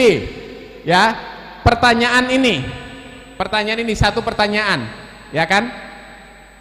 Silahkan perkenalkan diri Anda ya. Pertanyaannya itu, ya pertanyaannya itu. Maka yang B harus menjawab. Ya, oke sekarang tanyakan hal itu kepada si B.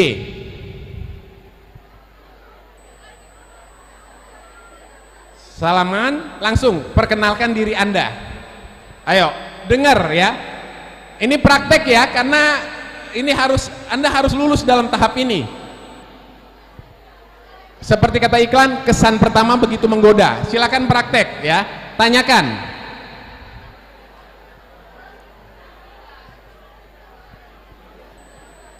Udah. Tanya, benar-benar tanya ya. Ini bukan ini praktek ini, benar-benar tanya.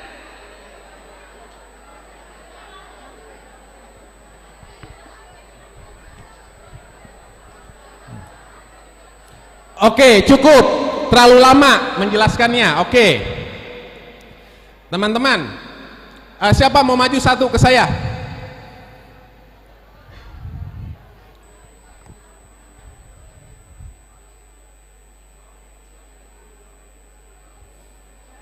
Oke, thank you. Saya akan tanya hal yang sama. Silakan perkenalkan diri Anda. Terima kasih Bapak. Perkenalkan, nama saya Muhammad Aldo Haliansyah. Saya merupakan lulusan dari Universitas Sriwijaya dengan jurusan Teknik Informatika angkatan 2020. Terima kasih. Anda menghabiskan waktu saya kalau cuma ngomong begitu. Ya, bukan begitu interview dengan HRD. Nggak penting. Ya. Karena kami tahu, kami juga sudah tahu itu Anda lulusan dari mana, dari CV Anda. Nggak mungkin kita nggak baca CV Anda. Betul nggak? Kan bukan langit. Oke, thank you, bro. Ya.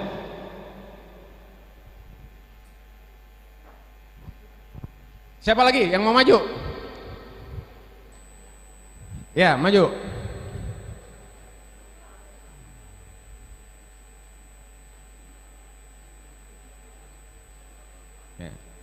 Rata-rata begitu ya, tadi ditanya ya.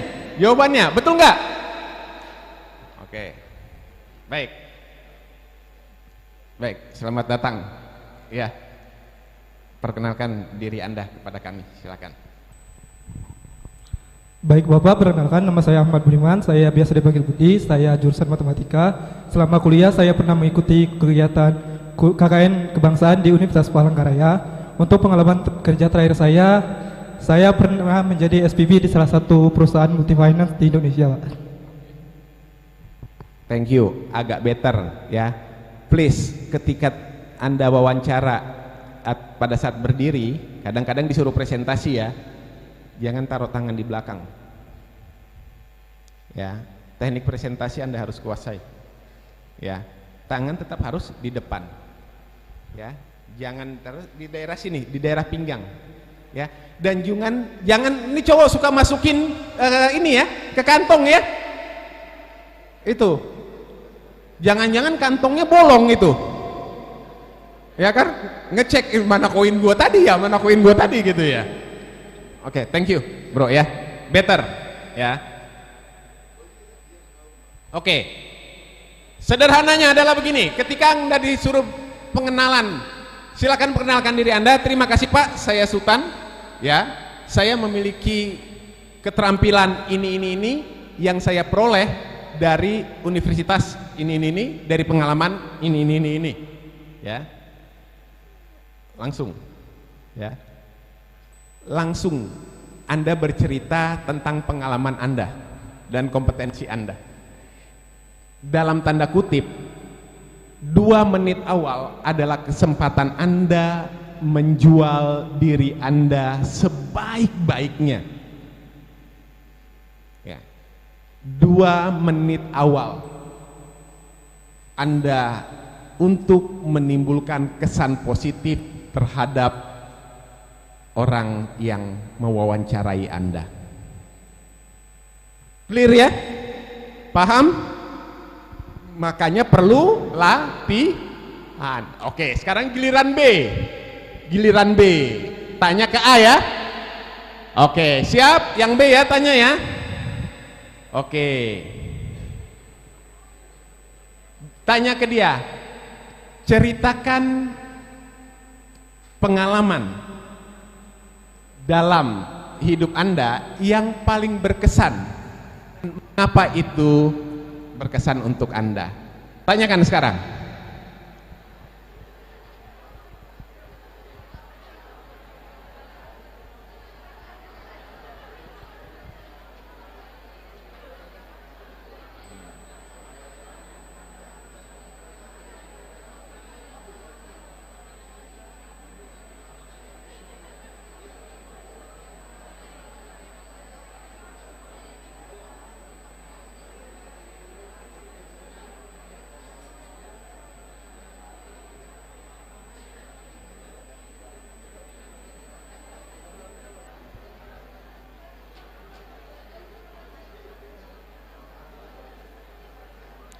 Cukup.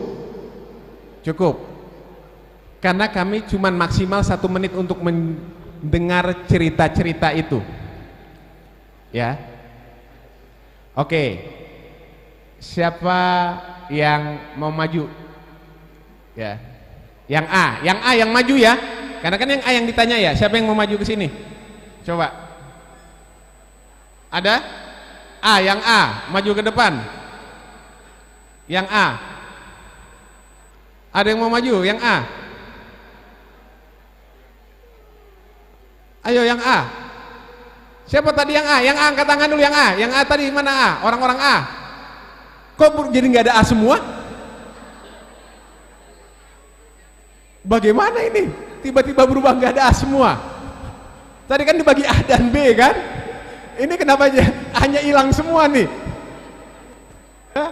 Ayo, yang A mana yang A? Aduh, kacau ini. Oke, ya. Kenapa pertanyaan itu ditanyakan adalah kita pengen lihat sejauh mana Anda bisa bangga dengan diri Anda tetapi tidak terjebak ke dalam sebuah status kesombongan. Bagaimana Anda nanti inline dengan satu tim. Ya. Oke. Kadang-kadang juga ditanya, tolong ceritakan hal-hal yang perlu Anda tingkatkan dalam diri Anda. Mengapa? Sebetulnya kan kata-katanya sebutkan sifat negatif Anda dan bagaimana Anda mengatasi sifat negatif itu gitu toh. Sebetulnya itu. Ya. Oke. Jadi banyak hal-hal ya, teman-teman praktek ya. Waktunya praktek wawancara, maka wawancara itu dipanggil nggak diterima nggak apa-apa, tapi yang penting dapat pengalaman ketika wawancara ya. Oke. Banyak lagi hal nanti mungkin akan digali oleh Ibu Ana ya di sesi kedua karena beliau adalah seorang psikolog ya. Kalau saya backgroundnya ini dukun gitu ya, bukan psikolog Ya, matang di pengalaman aja. Ya, matang di pengalaman. Hampir 25 tahun di dunia HRD, jadi ketika interview orang dalam waktu sekitar 5-10 menit, saya sudah tahu orang ini bisa bekerja atau tidak. Ya, gitu. Dari beberapa pertanyaan. Oke, baik. Saya pikir ini sesi terakhir saya kembalikan ke panitia. Mungkin akan ada wawancara. Tanya jawab ya. Silakan, mau tanya apa saja dipersilakan ya. Saya kembalikan dulu ke moderator. Silakan moderator. Masih ada sekitar berapa? 10 menit, 15 menit ya? Ke panitianya. Ya, 15 menit lagi, Pak.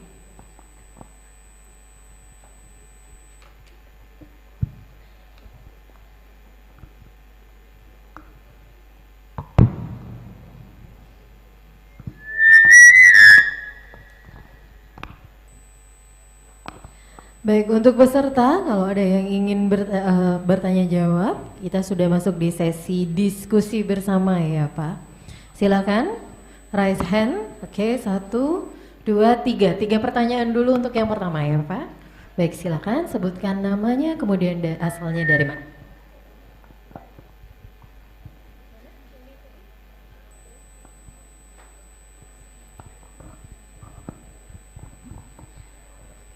Ya, Assalamualaikum warahmatullahi wabarakatuh. Waalaikumsalam. Good morning, sir. I would like to introduce myself. My name is Adila Nadia Soraya Darlius. People usually call me Adila. I'm from Universitas Bina Dharma. My question is there any opportunities for English literature graduate to work in the mining of industry for content development or public relation? Thank you so much. Yes, thank you. Of course, you have opportunity work at mining sector, ya. Teman-teman yang lulusan bahasa Inggris, bahasa Indonesia tetap punya kesempatan yang sama, ya, untuk di mining. Yang bahasa Inggris dia bisa di content creator, tapi itu ya, tapi menggunakan bahasa Inggris, atau di public relation, ya, tetap bisa. Ya, tapi kembangkan soft skill Anda, hard skill Anda tambahannya. Ya, kedua, dalam dunia mining itu biasanya kita sangat ajak dengan sertifikasi. Ya. Ketika teman-teman misalnya jurusan komputer, pertanyaan saya, Anda punya sertifikasi Microsoft nggak? Bukan tahu Microsoft, punya sertifikasi atau lisensi dari Microsoft nggak? Ya, daripada jajan beli pulsa, Anda ikut itu, ambil sertifikasi itu. Ya, itu penting. Oke. Bahasa Inggris banyak, apalagi karena gini, kita punya komitmen itu adalah 30% orang lokal ya, dan namanya tambangkan itu di hutan-hutan biasanya ya. Di hutan-hutan itu akses pendidikan masyarakat lokal itu agak kurang, sehingga kalau kita ada guru bahasa Inggris yang apalagi di perusahaan multinasional ya, kayak kami di asing, kita butuh seorang yang bisa as a teacher, ya, mengajari mereka untuk bisa berkomunikasi bahasa Inggris. Dan orang yang ekspat kami juga pengen tahu bahasa Indonesia, maka dia juga bisa menjadi private, ya, untuk les private untuk ekspat untuk bisa berbahasa Indonesia. Oke, jadi tetap ada. Apakah ada ekspor lain? Bahasa Inggris bisa nggak dikerja di dalam produksi? Bisa, ya, karena apa? Tetapi ada kompetensi yang harus ditambahkan. Anda harus mengerti membuat report, daily report, ya, dalam timesheet Anda harus bisa Excel, Microsoft, ya, Anda familiar dengan namanya program komputer. Karena apa? Daily production itu kita input, ya, ke dalam sistem, dan nanti tiap bulan kita akan bikin report ke expat dalam bahasa Inggris. So tetap ada opportunity kerja di tambang, ya. Oke, jadi jangan pernah menyelah, tetap ada. Nggak harus, apalagi saya jurusan FKIP harus selalu jadi guru, no, tidak seperti itu ya, tidak seperti itu, kebuka kemungkinan itu. Oke, thank you. Lanjut. Baik, udah disiapkan merchandise untuk yang bertanya ya. Baik, terima kasih atas waktunya. Perkenalkan, nama saya Tati Dirgantara dari Universitas Katolik Musikaritas. Yang ingin menjadi pertanyaan saya, bahwa Bapak kan bekerja di dunia tambang, dan saya melihat bahwa pemerintahan sekarang di pemerintahan era Bapak Jokowi memang menerapkan yang namanya hilirisasi nikel, yang mana itu akan mensupport bagaimana perkembangan ekonomi di Indonesia, yang mana dari segi manufaktur supaya bahan mentah itu dikembangkan supaya menjadi barang setengah jadi atau menjadi barang yang jadi untuk membantu menambah devisa negara. Dan yang menjadi pertanyaan saya, apakah menurut opini Bapak hilirisasi nikel akan menjadi suatu kunci bahwa untuk mendukung Indonesia Emas dengan perkembangan ekonomi yang lebih pesat dengan adanya hilirisasi nikel seperti itu? Terima kasih, Pak. Oke, terima kasih. Mungkin akan lebih afdol kalau dijawabnya seorang analis dari faktor ekonomi. Tapi saya mau dari sisi saya yang bekerja di sektor tambang, saya akan jawab begini. Indonesia kaya dengan nikel, ya. Secara logika adalah ketika kita hanya jual, dulu kan kita jual hanya jual tanah, ya, jual tanahnya sama tanah-tanahnya kita jual. Oke. Sekarang dengan kita setengah jadi aja itu sudah meningkatkan.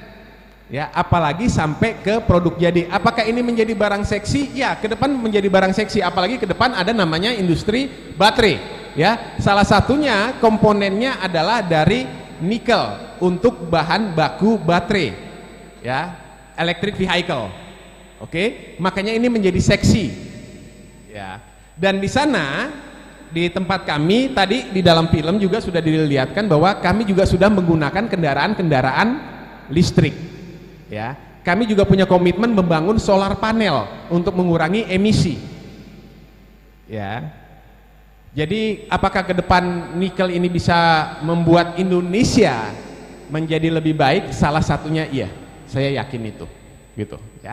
Makasih. Makasih, Pak.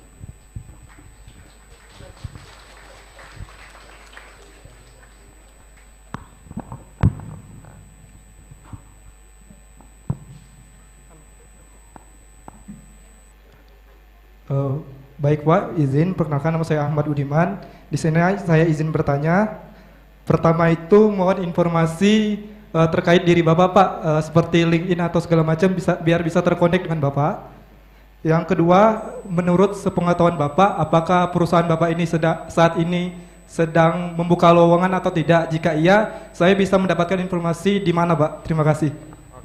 Baik. Ya, kami ada web ya, silakan di searching aja Nikel Industri atau Hengjaya Mineralindo. Ya, silakan di search. Untuk di LinkedIn saya silakan Anda cari Sutan Bonamora. Ya, di LinkedIn itu saya terus ya sama aja. Pokoknya cari situ keluar semua tuh kayaknya. LinkedIn saya sama Instagram saya, tapi saya sudah tidak main Facebook ya, saya sudah close, tidak aktif, hampir 3 tahun 4 tahun kali saya tidak di dunia Facebook lagi, saya lebih banyak di LinkedIn dan di Instagram ya. Dan kami biasanya juga men-share tentang lowongan-lowongan di LinkedIn perusahaan ya, atau saya biasanya juga mem-forward ke LinkedIn saya, jadi bisa mengakses itu semua ya, atau lewat web kami ya, ketika ada lowongan kami juga tampilkan di web kami. Tentunya saat ini apakah sedang ada lowongan ya, kita sedang mencari seorang geoteknik ya, orang-orang yang paham tentang geoteknikal. Terus kedua, kami sedang mencari mekanik ya, mekanik LV kendaraan ringan dan mekanik untuk kendaraan berat ya, yang kayak untuk wheel loader, excavator, crane, seperti itu ya. Kami tinggal lagi mencari itu. Kami adalah perusahaan owner ya, bukan operator tambang, kami ownernya, sehingga kami memanage rekan-rekannya dari pihak kedua untuk yang menggali tambang kami, menggali hasil kami ya. Jadi kami pemilik tambangnya ya, ada mitra kami yang bekerja. Nah, kalau mitra-mitra kami itu banyak ya, banyak butuh tenaga kerja. Tapi kalau di Hengjaya sendiri memang karyawannya tidak terlalu banyak ya, kami sekitar 400 orang sekarang ya, Dan mitra kami itu total hampir 1.700 orang karyawannya. Ada 3 mitra kami sekarang yang mengelola tambang kami. Ya, begitu. Oke. Silakan add saja saya nanti, ya. Gitu. Oke. Mungkin masih bisa dikasih kesempatan yang wilayah sini nih. Iya, tadi wilayah sini sudah, wilayah sini nih. Ya, sebelah sini ada yang bertanya. Di belakang dulu, nanti di boleh. depan. Baiklah, tanpa salam, perkenalkan nama saya Aldi dari Universitas Muhammadiyah Palembang. Izin bertanya, apa yang menginspirasi Bapak untuk masuk di dunia pertambangan? Terima kasih. Iya. Pertama, yang menginspirasi saya di dunia pertambangan karena saya dulu orang pencinta alam ya. Pencinta alam, sering di alam, dan dunia pertambangan itu di kepala saya adalah di hutan. Jadi dekat dengan alam, ya. Nggak tahu-taunya ya kita akhirnya mengolah alam. Kalau orang aktivis lingkungan bilang kita merusak alam, ya. Ya tidak, kita memanfaatkan, mengolah yang kayak tadi kan. Perusahaan juga berkomitmen untuk merehabilitasi alam, ya. Jadi yang motivasi saya ke dunia tambang pertama itu, ya, karena saya ingin ya dekat dengan alam. Itu motivasi saya pertama. Yang kedua adalah saya ini orang yang suka bekerja itu adalah fokus. Jadi waktunya kerja-kerja, waktunya istirahat di tambang itu kerja terus-terusan, ya.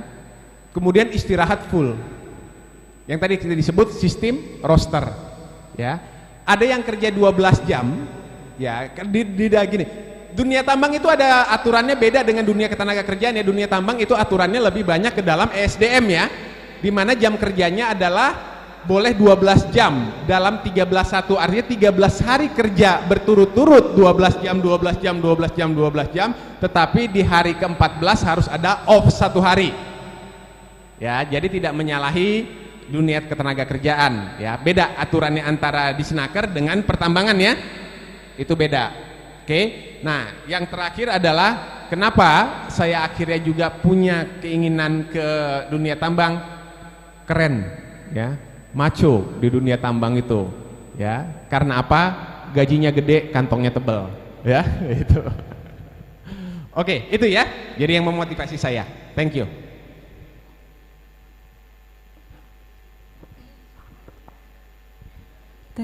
Baik, perkenalkan sebelumnya nama saya Dini Febrianti dari Universitas Bina Dharma. Izin bertanya Bapak mengenai jawaban pertanyaan interview yang Bapak bilang tadi, ceritakan pengalaman dalam hidup Anda yang paling berkesan. Nah, kata Bapak, kita jangan menjawab terkesan sombong. Nah, yang ingin saya tanyakan itu bagaimana tips cara menjawab agar kita tidak terkesan sombong atau ego kita sendiri, Pak. Terima kasih. Jadi sebetulnya antara sombong dengan menceritakan success story itu beda jauh ya. Ya, kalau sombong itu didukung dengan bahasa tubuh. Ya. Tadi misalnya saya bercerita tentang success story saya bisa menempuh jenjang pendidikan lebih lanjut. Ya kan, di S2 saya tidak bercerita tadi ya saya bisa menyelesaikan S2 saya dengan perjuangan saya dan kegigihan saya tidak menggunakan kata-kata saya dan lain sebagainya, tapi saya bercerita adalah ada orang baik mensupport saya dan saya punya keinginan untuk lebih maju sehingga akhirnya saya bisa untuk menyelesaikan itu karena ada bantuan orang lain. Itu adalah salah satu pengalaman yang paling berkesan dalam hidup saya. Lihat bedanya? Atau kurang jelas? Ya, satu lagi saya ambil contoh. Misalnya success story Anda menjadi ketua panitia penerimaan mahasiswa baru. Oke? Ya. Ya, waktu pengalaman paling berkesan saya adalah ketika menjadi ketua panitia penyusunan baru. Teman-teman kami panitianya banyak, tetapi yang bekerja cuma 5 orang dan saya itu bekerja keras ya, saya totalitas mengerjakan itu semua sehingga akhirnya semuanya berjalan dengan sukses dan mahasiswa-mahasiswa baru itu bisa masuk dengan tidak kekurangan apapun. Itu success story, betul? Oke. Cerita kedua, saya menjadi ketua panitia dan banyak teman yang membantu saya sehingga saya bisa menyelesaikan apa yang sudah dipercayakan kepada saya melalui juga teman-teman saya. Banyak hal yang bisa saya olah di sana, dari mulai emosi, kerjasama dan lain sebagainya, dan akhirnya kami bersama bisa menyelesaikannya dan saya bangga dengan prestasi saya itu. Lihat bedanya? Oke, thank you ya. Baik, ini ada dari UIGM, Pak. Jadi untuk teman-teman nanti perwakilan ya, perguruan tingginya masing-masing ada yang belum terwakilkan, itu boleh memberikan pertanyaan ya. Ini dari UIGM ya, siapa? Oke, silakan. Siap. Oke, assalamualaikum warahmatullahi wabarakatuh. Waalaikumsalam. Oke, sebelumnya izin memperkenalkan Pak, nama saya Muhammad Syafa, dari Universitas IGM. Di sini siapa ingin bertanya? Menurut Bapak gimana tuh Pak tips buat teman-teman nih yang misal nih kan kalau misal kita ngelamar di pekerjaan di perusahaan tuh pasti banyak tuh Pak yang nge-apply tuh pelamarannya. Nah selain kita mempersiapkan portofolio, skill dan juga apapun itu yang relevan dengan lamaran yang kita ambil, menurut Bapak apalah yang perlu kita persiapkan lebih lagi Pak biar lamaran kita tuh dilirik oleh perusahaan itu? Oke, Pak, baik, thank you, good pertanyaan. Teman-teman, kalau lihat di iklan lowongan, kalau dibilang tuliskan kode yang Anda lamar, tulis kode itu,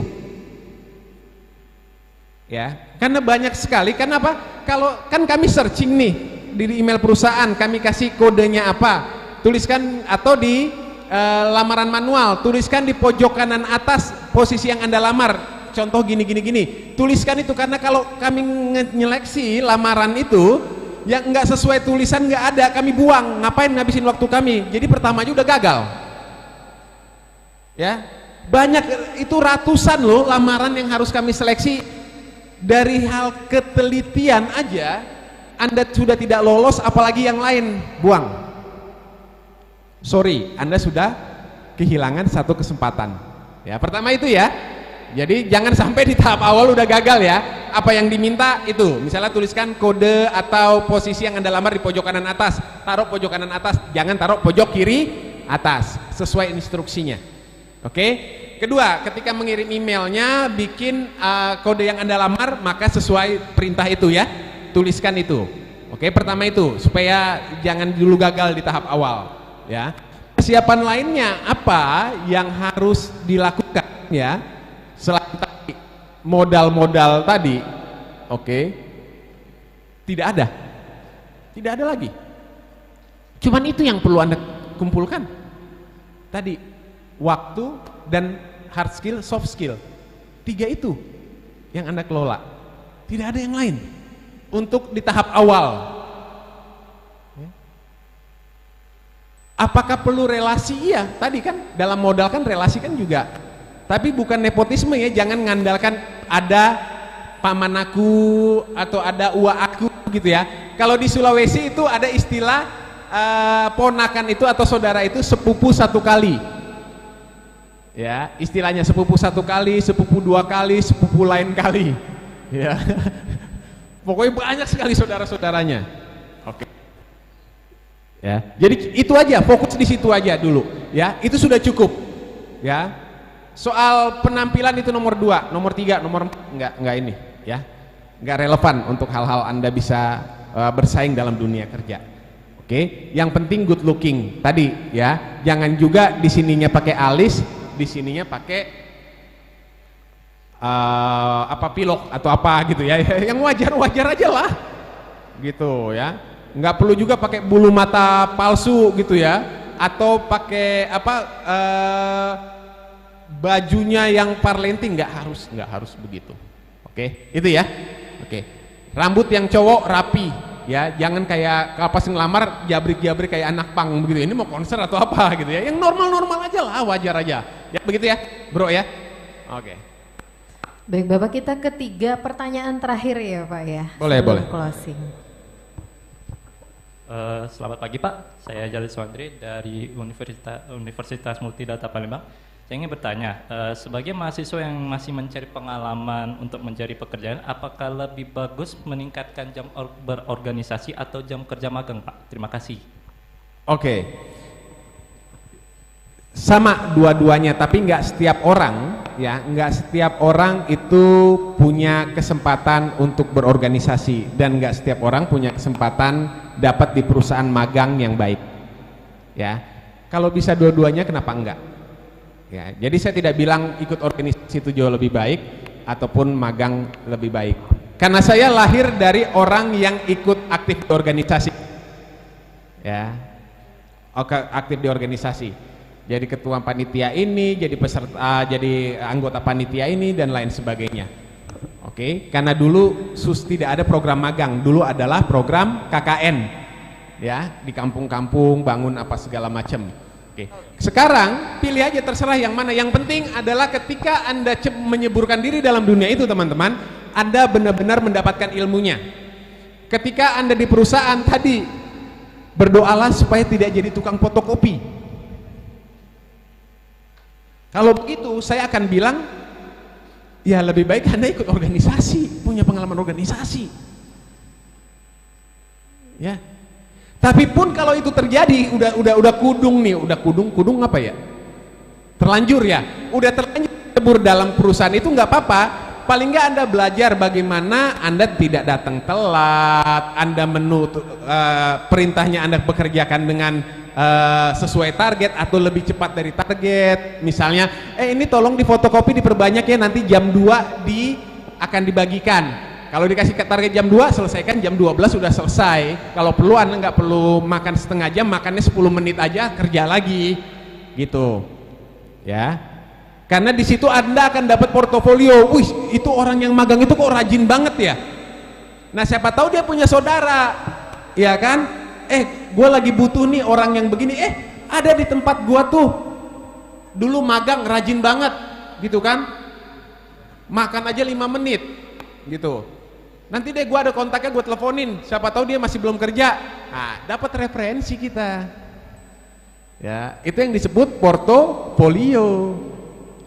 Ya, oke. Jadi begitu ya jawabannya. Yang penting adalah Anda secara profesional menjalaninya. Ketika Anda dalam kepanitiaan, ya, Anda profesional udah jadi panitia organisasi, misalnya ada jam rapat jam 7, ya datang jam 7 kurang, jangan jam 7.50. Ya, orang mau datang 7.50, 7.59, go to the hell. Biarin, dia telah membuat sebuah portofolio dalam hidupnya adalah orang yang tidak memegang komitmen. Jangan mau jadi orang seperti itu. Ya, jangan mau. Ya, Anda loh, masa depan Anda di diri Anda. Ngapain ikut orang lain datang telat, biarin aja kita ikut-ikutan. Ya biarin orang lain, emang dia mau ngasih makan Anda nanti? Tidak kan? Mereka nggak ngasih makan Anda, ngapain ikut-ikutan yang tidak baik? Ya, cuman sendirian Pak di ruangan, ya nggak apa-apa, sendirian itu menunjukkan bahwa Anda adalah profesional dan memegang komitmen. Susah itu, ya, karena merubah kebiasaan itu ya, itu sangat sulit. Saya lebih mudah merubah skill seseorang daripada kebiasaan, ya, kebiasaan susah sekali. Nah, dan jangan mulai kebiasaan-kebiasaan yang buruk itu menjadi identitas kita, ya. Mulai sekarang, mulai diperbaiki, ya, kebiasaan buruk itu. Oke, begitu ya. Jadi silakan dipilih yang manapun itu. Oke.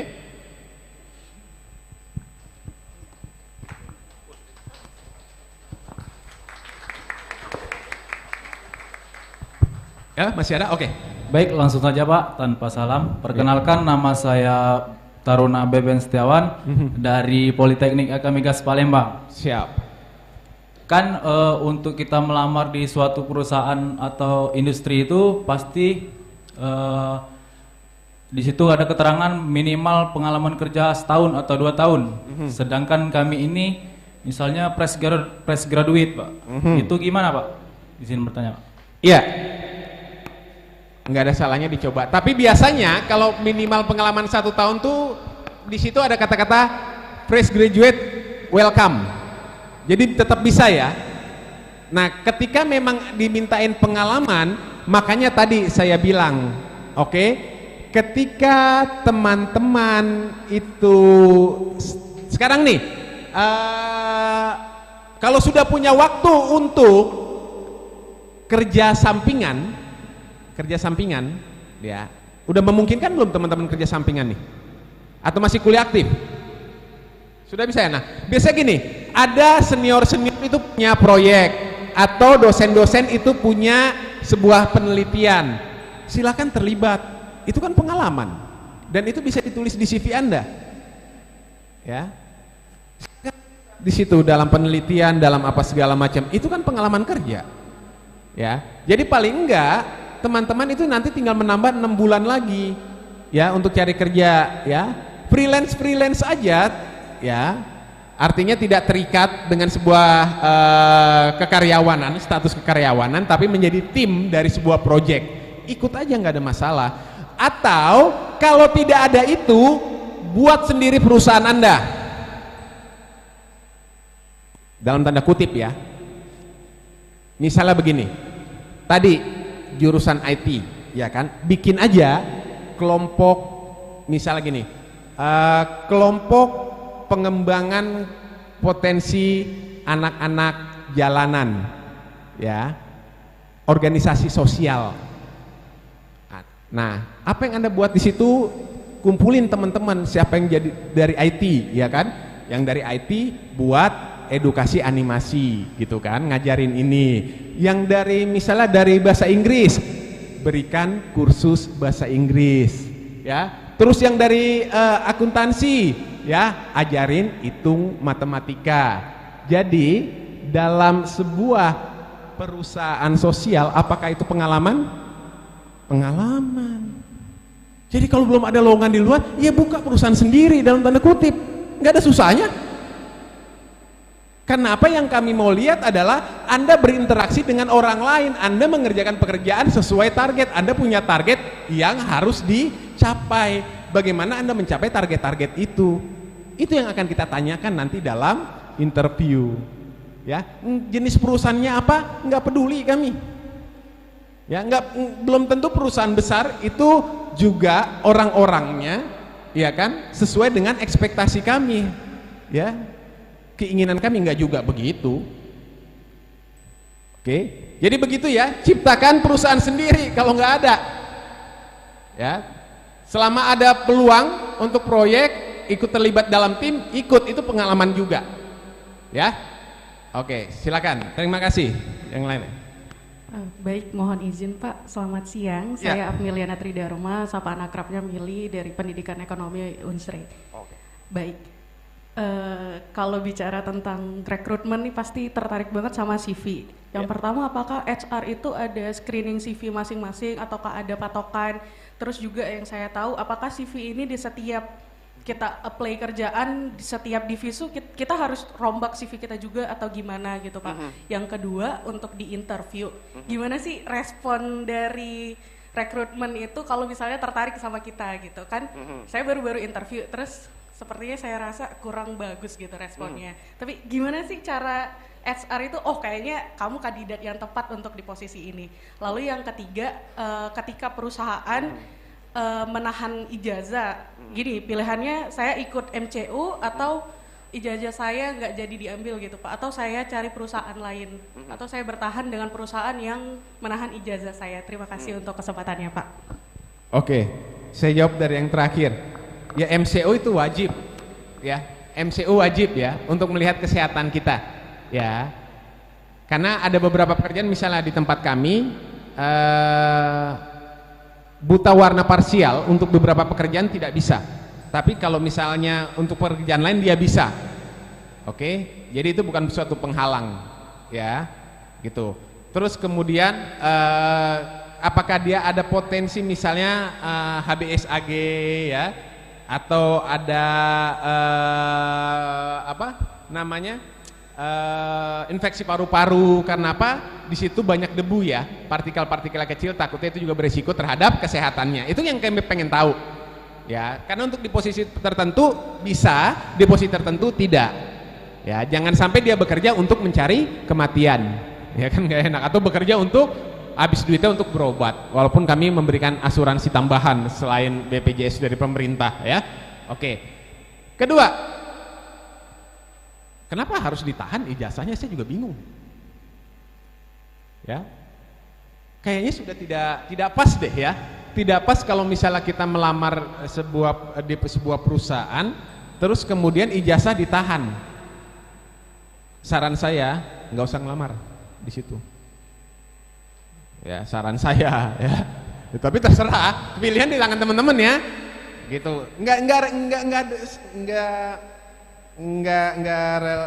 Nggak masuk pikiran saya ya. Walaupun saya tahu ada beberapa perusahaan seperti itu. Oke. Pertanyaan kedua, bagaimana caranya ya supaya kok kayaknya oke nih peluangnya, oke nih HRD-nya responnya gimana sih? Mbak, HRD itu orang paling cool. Ya, dia tidak boleh berekspresi. Ya. Dia harus netral. Jadi ketika tahu dari mana HRD-nya tertarik atau tidak, susah. Karena dia akan tetap ramah. Ya. Karena gini, HRD gini, kalau ada HRD yang jutek, ya pada saat interview, suruh HRD itu kenalan sama saya biar saya kasih training gratis, ya. Nggak boleh HRD itu jutek, karena apa? HRD ketika interview harus menciptakan suasana yang nyaman, karena ketika suasana nyaman, maka kita bisa dialog dengan maksimal, potensi-potensi teman-teman bisa dieksplorasi, karena apa? Tidak ada rasa takut atau terintimidasi. Ya, HRD harus seperti itu. Ya, kalau HRD-nya, ya tolong sebutkan nih, buset, ini dia polisi, interrogator atau apa gitu ya. Nah, suruh dia kenalan sama saya. Kenalan tuh sama Pak Sutan gitu, seorang HRD juga. Bagaimana cara nginterview yang baik? Karena apa? Teman-teman itu potensinya emas, cuman belum kelihatan aja. Makanya kami perlu tahu emasnya itu di berapa karat, ya kan? Emas 24 karat, 22 karat, atau emas karatan. Ya, kami perlu tahu itu gitu loh. Ya, karena gini teman-teman, ketika kami merekrut seseorang, itu biaya itu keluar besar loh. Ya, baik itu sukses atau tidak. Karena apa? Minimal ginilah. Kami kan kalau kita kan karyawan dapat gaji dalam 1 bulan ya, misal kita bilanglah 1 juta. Maka ketika dibagi 30 hari ada nilainya rupiahnya. Ketika dibagi per jam, ketika kita interview kan sejam, berarti itu sudah duit yang saya keluarkan, perusahaan keluarkan untuk menginterview, betul nggak? Belum lagi pulsa, ya kan? Belum lagi pekerjaan yang terpending lainnya, mahal tuh ngerekrut. Makanya kita harus mendapatkan orang yang tepat, ya, gitu. Mahal ngerekrut karyawan tuh mahal. Oke, jadi ketika HRD tertarik di mana, HRD dia akan bilang gini, Mbak, kami akan hubungi kalau sesuai dengan kualifikasi. Karena keputusan, ingat ya, keputusan teman-teman diterima atau tidak di sebuah perusahaan itu adalah dari pertimbangan HRD, bukan keputusan HRD. Salah ya? Yang benar adalah HRD memberikan pertimbangan. Ya, keputusannya usernya, calon pimpinan Anda, keputusan di situ. Ya kan? Keputusannya di situ. Bukan di HRD. Jadi HRD harus tahu diri posisinya. Ya. Bukan yang nerima karyawan itu bukan HRD. Proses penerimaan karyawan melalui HRD itu benar. Tapi proses karyawan diterima atau tidaknya atas keputusan HRD itu tidak benar. Ya, jadi ini biar clear ya, jangan HRD itu menakutkan ya, tidak ya. Oke. Tapi bagaimana? Apakah memang di rekomendasinya HRD itu memang penilaian HRD itu menjadi pertimbangan? Ya, biasanya HRD itu memberikan pertimbangan itu juga membantu keputusan ya dari user. Kalau ada 2 yang bagus skillnya, maka biasanya yang dia akan ambil adalah mana HRD lebih banyak bobot beratnya. Oh, kandidat B kalau menurut kami, maka user akan mengambil kandidat B. Gitu ya. Tapi kalau skillnya sama, oke? Yang pertama tadi soal CV, apakah perlu dia? Teman-teman, kalau Anda ngelamar lamaran sekarang belum tentu dipanggil. Iya, kadang-kadang CV itu 3 bulan. Ya, kami baru cek. Kalau lagi nggak urgent ya, kalau lagi nggak ada buka lowongan, ya, kalau lagi nggak ada buka lowongan itu CV yang Anda kirim tetap kami simpan ya, itu etika HRD, tidak kita buang. Etikanya adalah setiap CV itu adalah kepercayaan orang terhadap kami, maka kami akan tetap simpan. Ya, 3 bulan. Nah, biasanya kalau misalnya sudah 3 bulan, ada posisi yang perlu kami ambil, oh ini CV-nya ada. Kita akan telepon orangnya, apakah perlu diupdate CV-nya? Kalau perlu diupdate, silahkan kirim ke kami update ya. Kalau tidak, kita akan melalui CV ini. Gitu ya. Jadi jangan khawatir tadi CV yang dikirim dibuang-buang, tidak ya. Yang penting tadi sesuai dengan perintah. Ya. Pastikan. Jadi misal Anda mau ngelamar jadi posisi akunting, tulis di situ sebagai akunting atau karena itu akan disort ya dari email. Oke? CV-nya seperti apa nih, teman-teman? Dalam CV sudah ada banyak di internet, Anda bisa lihat itu. Jadi pertama kan identitas diri ya, benar ya? Identitas diri ya, foto boleh kasih foto, boleh tidak ya. Yang jelas ada nomor telepon dan email ya. Oke? Karena kadang-kadang begini teman-teman. Oh iya, saya lupa kasih tahu. Bijak dengan media sosial Anda. Karena apa? Kami untuk men-screening HR ini karyawan, kami akan lihat medsos Anda. Ya, misalnya ada kata-kata hujatan, menampilkan gambar-gambar yang tidak menjunjung tinggi kesetaraan ya. Kami langsung cut. Misalnya dia buat status di situ. Cewek itu hanya urusannya dapur, kasur, tidur. Tidak kami proses itu. Oke, ini manusia nggak jelas ini manusia atau bukan menurut kami. Ya. Dalam aspek perusahaan ya, profesionalitas perusahaan ya, setiap orang punya ketepatan yang sama untuk bekerja. Ya. Kalau ada urusan pribadi seperti itu, dia ada masalah pribadi ya omongkan dengan pribadi yang dia punya masalah, jangan dipublikasikan. Ya, kami mencari orang yang menghargai bahwa setiap manusia punya kesempatan yang sama untuk berkompetisi. Ya, misalnya juga di situ dia postingnya touring sama teman-temannya tapi nggak pakai helm, ya kan? Ah udah selesai, nggak akan kami proses. Oke, karena apa? Dia sudah tidak aware. Kalau dari perusahaan kami ya, tidak aware dengan keselamatan. Pak kan nggak bisa dinilai, itu siapa tahu lagi action-actionan. Ya salah sendiri, kenapa Anda, itu kan bukti nggak? Tapi apakah bukti itu menunjukkan itu perilaku Anda? Belum tentu, betul ya? Tapi yang kami lihat kan bukti. Kan kami nggak kenal Anda, jadi ngapain kami tahu perilaku Anda? Yang kami lihat bukti Anda jelek ya sudah, ngapain? Ya, jadi bijak ya dengan medsos kita ya teman-teman ya, bijak. Tampilkan hal-hal yang positif lah, misalnya itu ya bikin kegiatan apa gitu, masak sama-sama, it's okay, no problem, masak sama-sama gitu ya, no problem, tapi itu kan hal yang baik ya. Jadi CV Anda itu ada email, karena itu akan kami cari tuh ininya tuh postingan-postingan Anda ya, screening Anda. Jadi kalau hal-hal jelek tutup aja, buka akun baru, yang positif-positif aja lah ya. Setelah identitas diri, pendidikan ya, betul nggak urutannya ya? Pendidikan mulai dari yang paling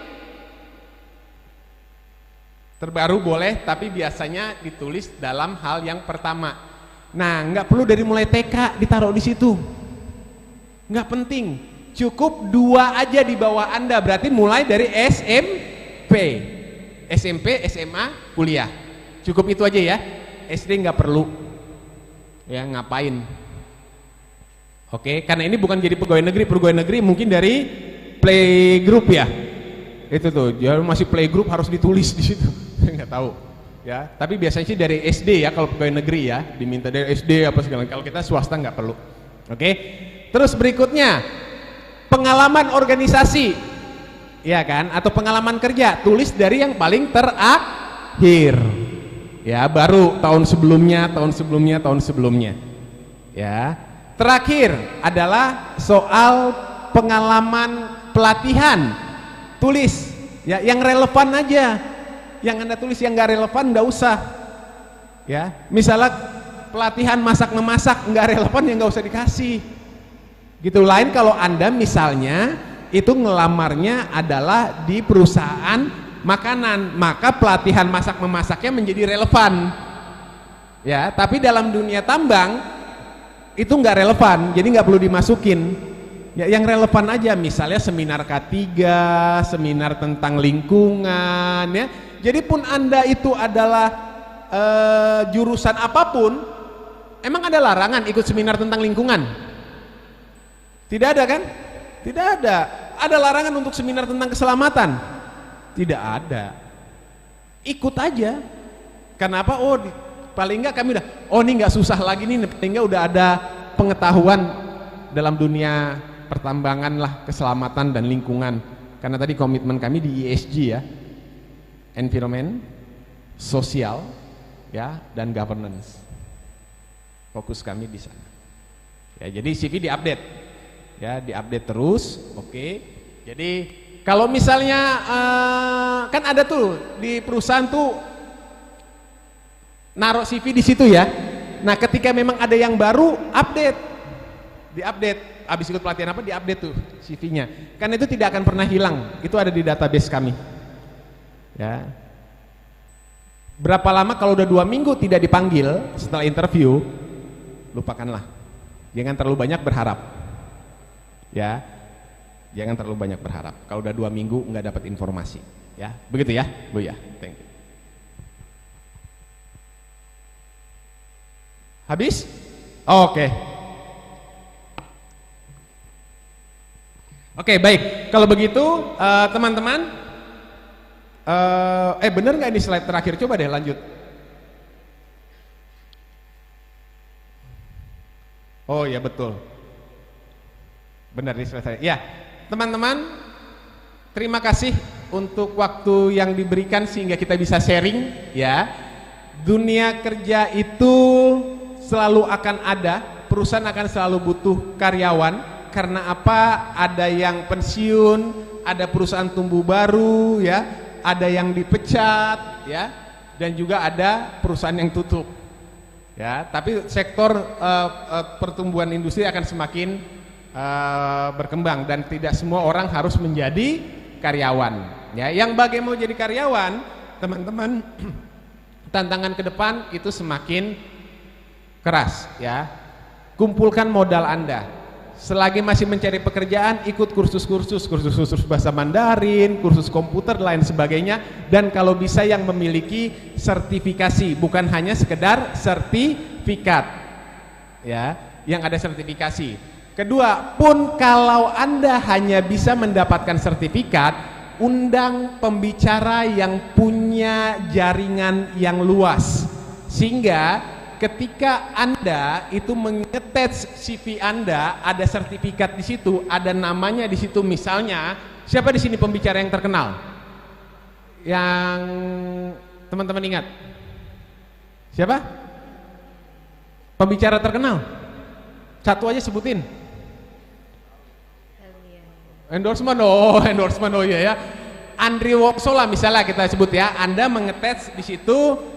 Ada namanya, ini sertifikat dari pelatihan Andri Wongso. Andri Wongso itu punya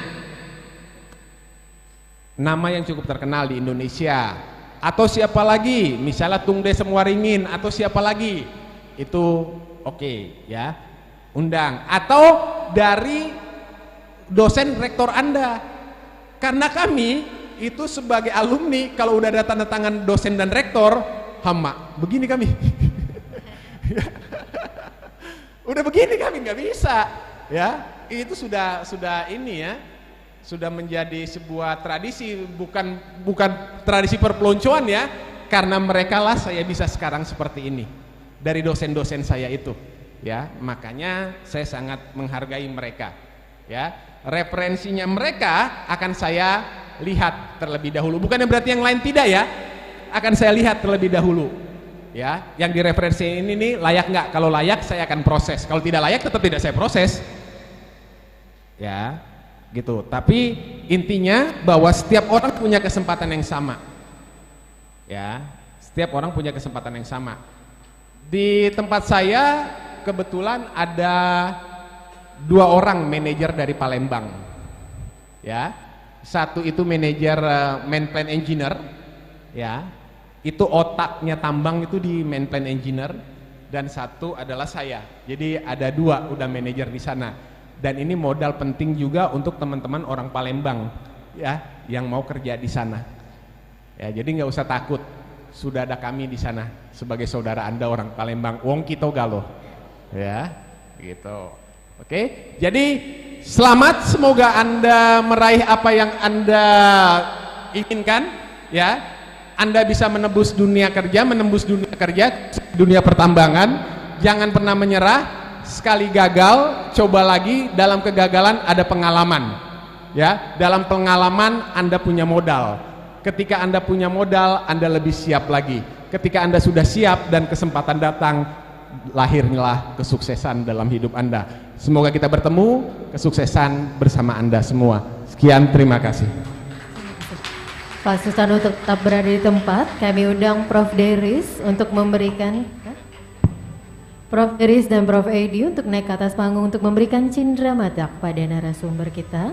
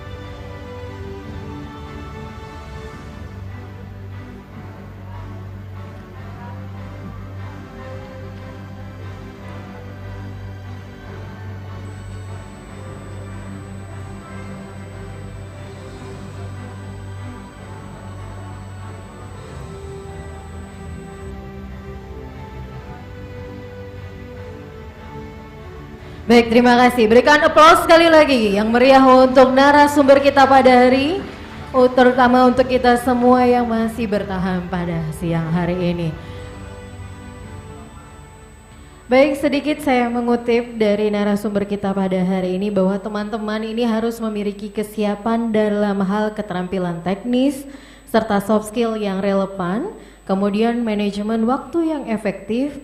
Maka dengan persiapan yang matang serta komitmen yang kuat, siap untuk mengatasi tantangan dan juga memanfaatkan peluang khususnya di dalam dunia industri pertambangan. Aplaus untuk kita semua.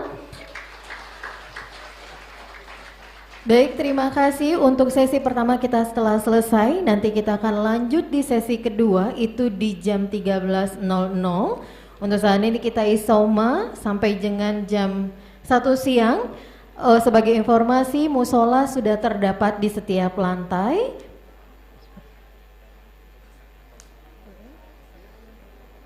Baik, untuk peserta konseling juga sudah bisa memasuki ruangannya di lantai 5 di ruang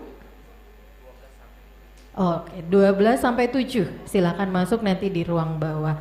Baik, terima kasih, sampai bertemu kembali. Saya undur diri. Wabillahi taufiq wal hidayah. Wassalamualaikum warahmatullahi wabarakatuh.